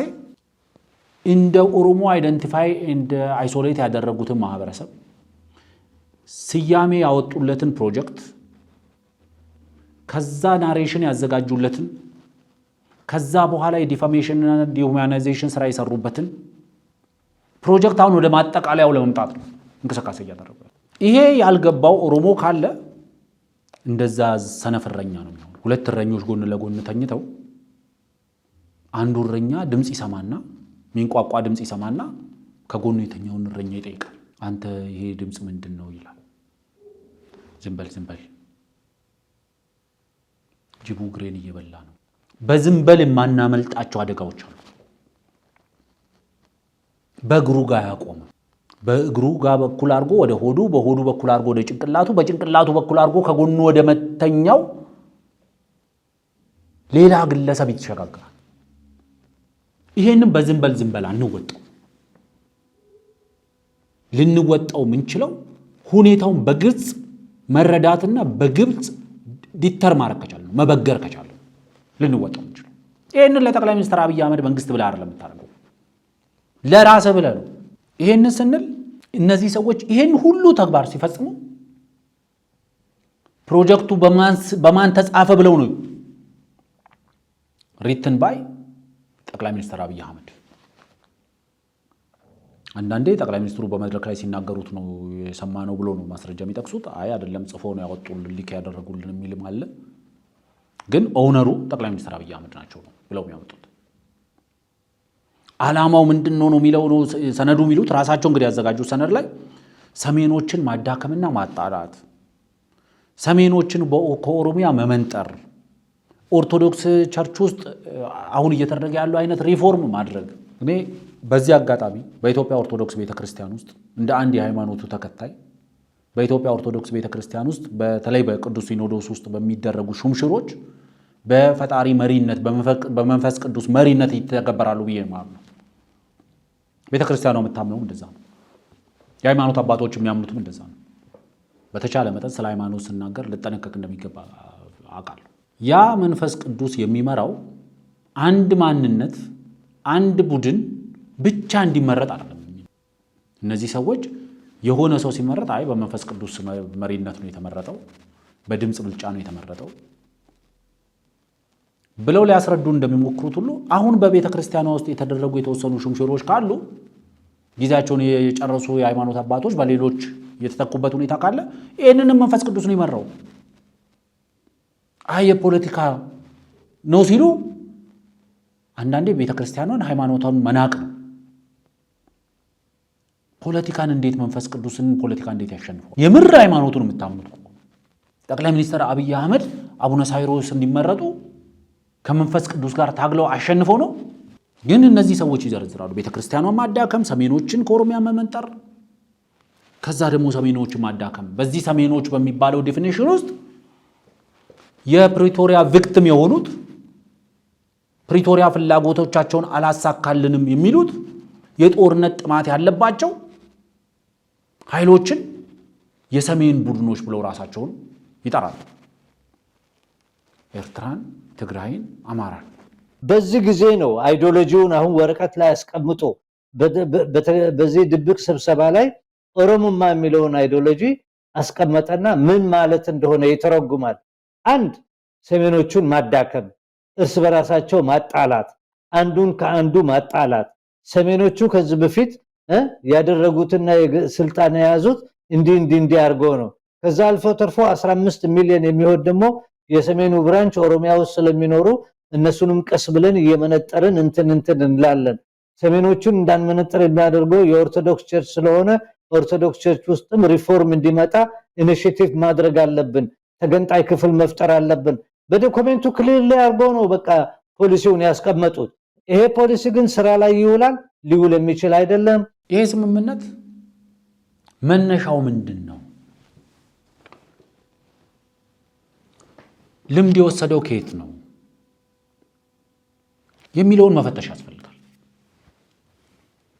ልምድ የወሰደው ከትግራይ ህዝብ ነፃ አውጪ ድርጅት ብሎ ራሱን በወቅቱ ይጠራ ከነበረው ያሁኑ ትህነግ ወይም ደግሞ ህወሓት የ1968 ማኒፌስቶ ራሱን የሚቀደው። ይህ ማኒፌስቶ ምን ይላል? አንድን ህዝብና አንድን ሃይማኖት በጠላትነት ይፈርጃል። ቃል በቃል ሰነዱን ማንም ሰው ጎግል ላይ ፈልጎ ሊያገኘው የሚችል ይመስለኛል። በእጅ የተጻፈ ሰነድ ነው። ከዛ በኋላ የተለያየ ማሻሻያዎች ተደርጎለታል። ግን ይሄ ሰነድ በ1968 ህወሓት የትጥቅ ትግል ሲጀምር የተጠቀመበት ማኒፌስቶ ነው። በዚህ ማኒፌስቶ የትግራይ ህዝብ ጠላት የአማራ ህዝብና የኦርቶዶክስ ቤተክርስቲያን ነች ይላል። ይሄ የሚለው ምንድን ነው? እነሱ የደረሱት የኦሮሞማ ድርሰት በጠላትነት የፈረጀው ሰሜኖችን ነው፣ ሰሜኖችንና የኦርቶዶክስ ቤተክርስቲያንን ነው። እነዚህ ማዳከም ላይ ነው የሚሰራው፣ እነዚህ መመንጠር ላይ ነው የሚሰራው ይላሉ። የቲፒኤልኤፍ ማኒፌስቶ ቃል በቃል ያስቀምጧል። የትግራይ ህዝብ ጠላት አማራና የኦርቶዶክስ ቤተክርስቲያን ነች። ቃል በቃል ነው የሚያስቀምጠው። ማንም ሰው ማየት የሚችለው ነገር ስለሆነ የትግራይ ሀገረ መንግስት እንዴት እንደተቋቋመ በአክሱም አገዛዝ በነበረበት ጊዜ ትግራይ ሀገር እንደነበረች የተወሰነ ዝም ብዬ ናቸው። እስከ አጼ ዮሐንስ ጊዜ ድረስ ትግራይ በላይነቷን ማስጠበቅ ይችላ እንደነበር፣ ከዛ በኋላ ስልጣኑ ወደ ሸዋ ሲመጣ ደግሞ ሸዋዊ የሆነ አስተዳደር ዘይቤ በመምጣቱ በአጼ ምኒልክ ምክንያት የአማራ የበላይነት የአማራ ጨቋኝነት እንደተፈጠረ፣ ኢትዮጵያ ኤርትራ በቀኝ ግዛት እንደገዛቻት፣ የኤርትራ ጥያቄ ቀኝ ግዛት ጥያቄ እንደሆነ በጠላትነት የሚፈርጀው ይሄ ማኒፌስቶ አማራውና የኦርቶዶክስ ቤተክርስቲያን እንደሆነ ይሄን ሁሉ ዘርዝሮ ያስቀመጠ ሰነድ ነው። ይሄ ሰነድ እዚህ ላይ የምታዩት ሰነድ። ስለዚህ እነዚህ ሰዎች ምንድን ነው እያሉ ያሉት? አሁን ከዚህ ሰነድ የተወሰነ ፓርት ተወሰደና ወደ ኦሮሞማ መጣ። ያኔ የህወሓት ማኒፌስቶ ነው፣ አሁን የጠቅላይ ሚኒስትር አብይ አህመድ ማኒፌስቶ ብለው አዘጋጁት። በዚህ ዝግጅት ውስጥ የተሳተፉ በፕሪቶሪያ አደናቅፎናል የሚሉ የራሳቸው ኢንተረስት የነበራቸው። ፕሪቶሪያ የኢሳያስ አፈወርቂን ኢንተረስት ብቻ አይደለም ያደናቀፈው። ፕሪቶሪያ የአማራ ታጣቂዎችን ኢንተረስት ብቻ አይደለም ያደናቀፈው። ምክንያቱም እነዚህ ኃይሎች በሰሜን ያገኘነው ድል በምዕራብ ይደገማል ወር በምስራቅ ይደገማል የሚል እንቅስቃሴ ላይ ነበሩ። እንደዚህ አይነት ሞቲቭ ነበራቸው። ስለዚህ ኢንተረስታቸው የተደናቀፉ እነዚህ ብቻ አይደለም። ትግራይ ውስጥ ከአቅሙ በላይ ጦርነትን ቆስቁሶ ውድመት ካመጣ በኋላ ያንን የሚያመጣውን ውድመት በጂኖሳይድ ስም ጠርቶ ሀገር የመሆን እንቅስቃሴ ላይ የነበረ የቲፒኤልኤፍ ኦልድ ጋርድ አለ፣ ቆሞ ቀር የሆነ። ይሄም የፕሪቶሪያ ቪክቲም ነው፣ የፕሪቶሪያ ቁስለኛ ነው ይሄ። ስለዚህ እቺ ሰነድ የተዘጋጀችው በዚህ ፕሮፌሰር መሪነት ፕሮፓጋንዳውን እና አንከር ሚዲያ በመሳይ መኮንን በኩል እያራገቡት በተሳትፎ ደረጃ ሐሳብ በማዋጣት ግን ሻቢያ በስፖንሰር አድራጊነትም ሐሳብ በማዋጣት ህወሓት ደግሞ በዚህ ማኒፌስቶ ውስጥ የቀመረውን ልምድ ይዞበት በዛ መንገድ ነው የተዘጋጀው ሰነድ። ቃል በቃል የሚያነሱት ለምሳሌ የድንቁርናቸው ድንቁርና በንግግራቸው ውስጥ የምናየው የኩሽ አስተሳሰብን ያነሳሉ። የኩሽ ኢምፓየርን ለመመስረት ነው ሐሳቡ። ኩሽ የሆኑ ማህበረሰቦችን ከተንቤንም ከትግራይ ተንቤንን ወስዶ የተወሰነ ኩናማን ወስዶ አፋርን ወስዶ ትላንትና አቶ አንዳርጋቸው ጽጌ እንዳሉት የኢትዮጵያ የባህር በር ጥያቄ ኦሮሞን የባህር በር ባለቤት የማድረግ እንቅስቃሴ ነው እንዳሉት የኩሽ እንቅስቃሴ በአፋር በኩል አድርጎ የባህር በር የማግኘት እንቅስቃሴ ነው። ዴን ኩሽ ሪፐብሊክን የመመስረት ከዛ ይሄ ሪፐብሊክ የሚመራበት አስተሳሰብ የኦሮሞማ አስተሳሰብ ነው ይላሉ። ይሄ አሁን ድንቁርና ነው። ኦሮሞ በኩሽ ውስጥ ያለ እንጂ ኩሽ በኦሮሞ ውስጥ ያለ አይደለም። እንደው ይሄ ኢምፓየር እንኳን ይመስረት ከተባለ አሰባሳቢ ማንነቱ ሊሆን የሚችለው ኩሽነት ነው እንጂ አሰባሳቢ ማንነቱ ኦሮሞነት ሊሆን አይችልም፣ ኦሮሞማ ሊሆን አይችልም። አንዳንዴ አዘቅዝቃችሁ እንኳን መሸከም ስትፈልጉ አጥብቃችሁ ሰሩ። አጥብቆ ያሰራ አዘቅዝቆ ይሸከማል እንደሚባለው ማለት ነው። አዘቅዝቃችሁ መሸከም ስትፈልጉ ቢያንስ አጥብቃችሁ ሰሩ፣ እንደዚህ እንዳይበታተንባችሁ ማለት ነው።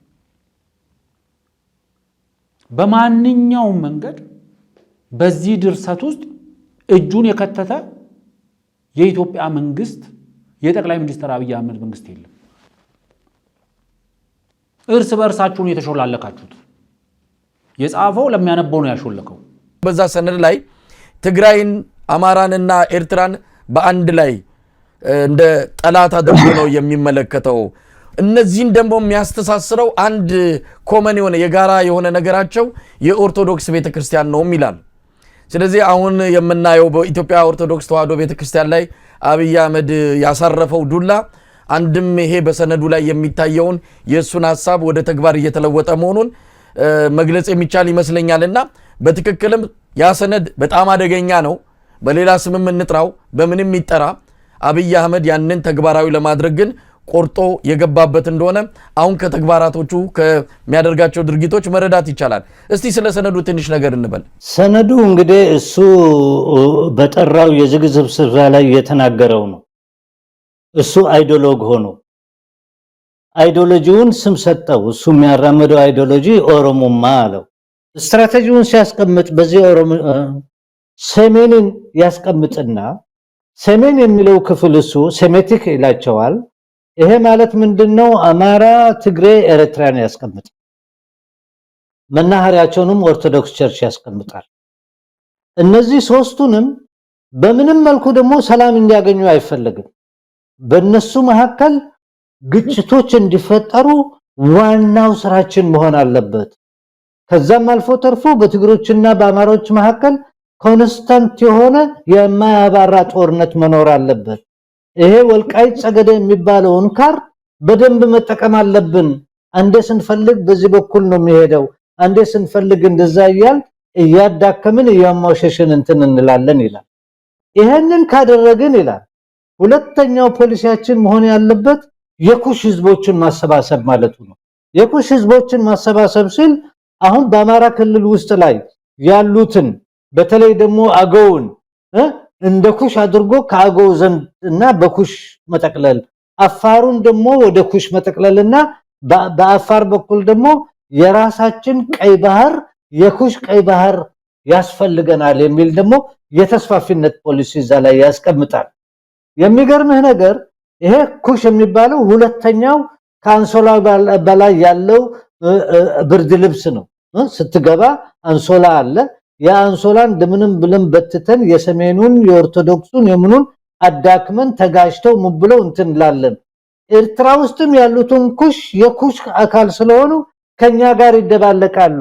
የአፋር መሬትም እና የአፋር ባህር የኩሽ ባህር ስለሆነ ከኦሮሞማ ከሚለው ትልቁ አምብሬላ አይዲዮሎጂ ጋር ይዛመድና ባህሩም ምናምኑም ለኛ ይሆናል ነው የሚለው ያለው በዛ ላይ በዝርዝር ከዛ ወዲህ ያስቀምጣል ታክቲክና ስትራቴጂውን።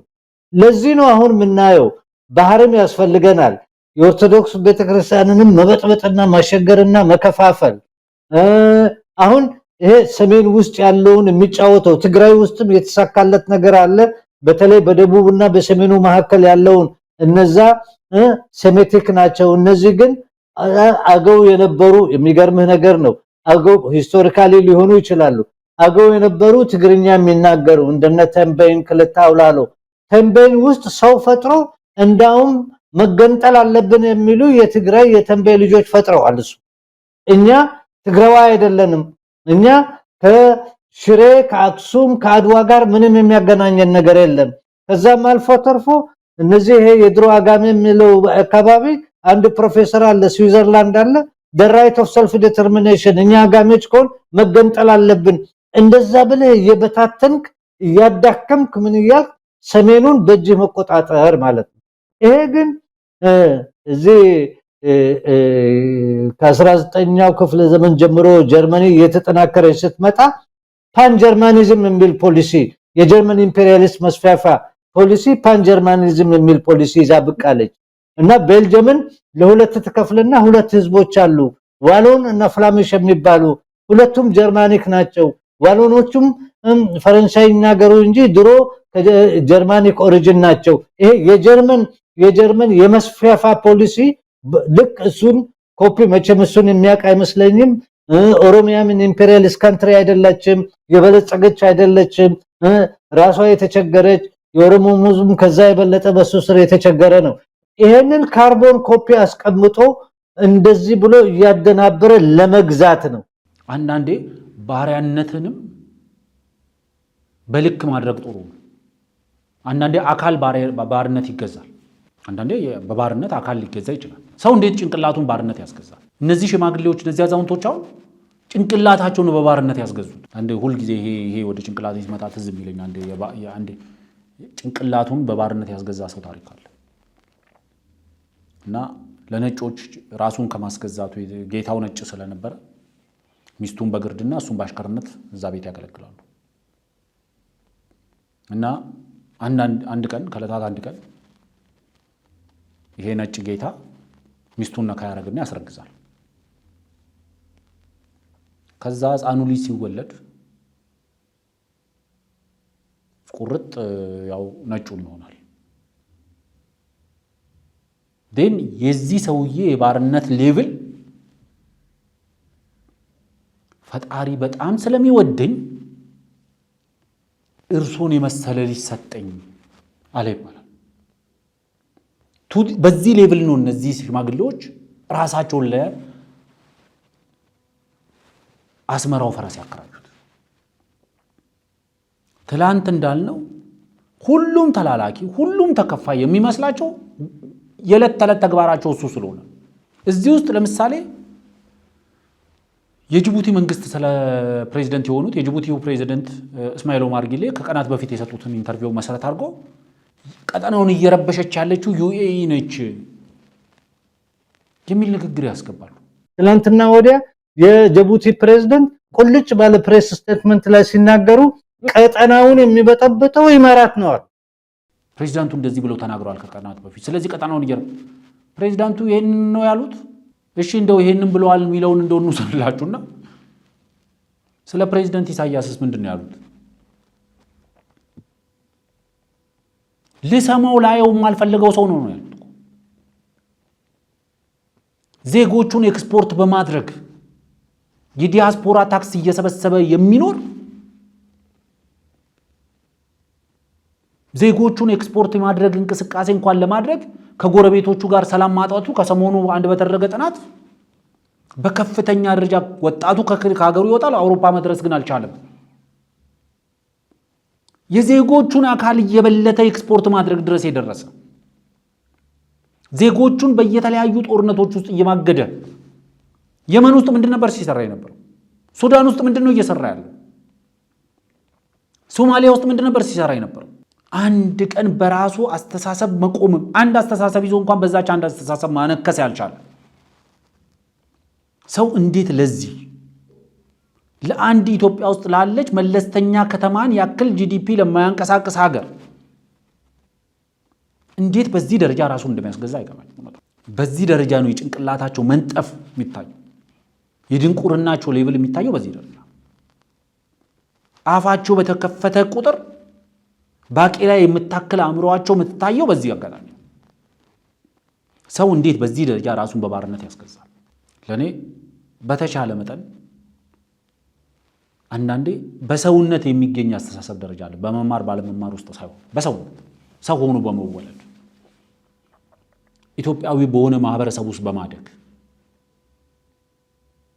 አማራ፣ ኦሮሞ፣ ሶማሌ፣ አፋር፣ ቤኒሻንጉል፣ ጋምቤላ፣ ሀረሪ ምናምን ብንል እንኳን በዚህ ማህበረሰብ ውስጥ በማደግ የሚፈጠር እውቀት አለ። መማር ማለት አለመማሩ ምናምን ይቅር። በዚህ ደረጃ እንዴት እንደዚህ ልዘብጡ እንደቻላችሁ ሊገባኝ አልቻለው። እውነቱን ለመናገር ይሄ ምን አይነት የብሬን ሰርጀሪ ላያችሁ ላይ እንደተሰራባችሁ ምን አይነት የጭንቅላት እጥበት እንደተካሄደባችሁ አይገባኝም። ሰው እንደው እኮ የሆነ የረባ ስም ላለው እኮ ራሱን ቢያስገዛ ችግር የለው። ሰው እንደው ለመጠሪያም እንደው የአሜሪካ ተላላኪ መባል እኮ ጥሩ ነው። የምዕራባውያን ተላላኪ መባል እኮ ጥሩ ነው። ግለሰብ ሳይቀር የሚልኩት አንድ አለ አይደል? ራስህን ማዳን ያለብህ በ30 ዓመት ሂድና ሻይ ቅጠል ግዛ እንዳትባል ነው የሚባል አባባል አለ።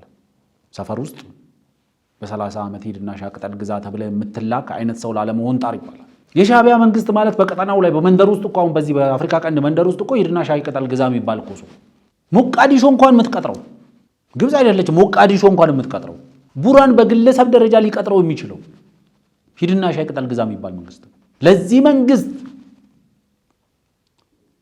ተላላኪ መሆንን ያክል ራስን ማዋረድ አለ።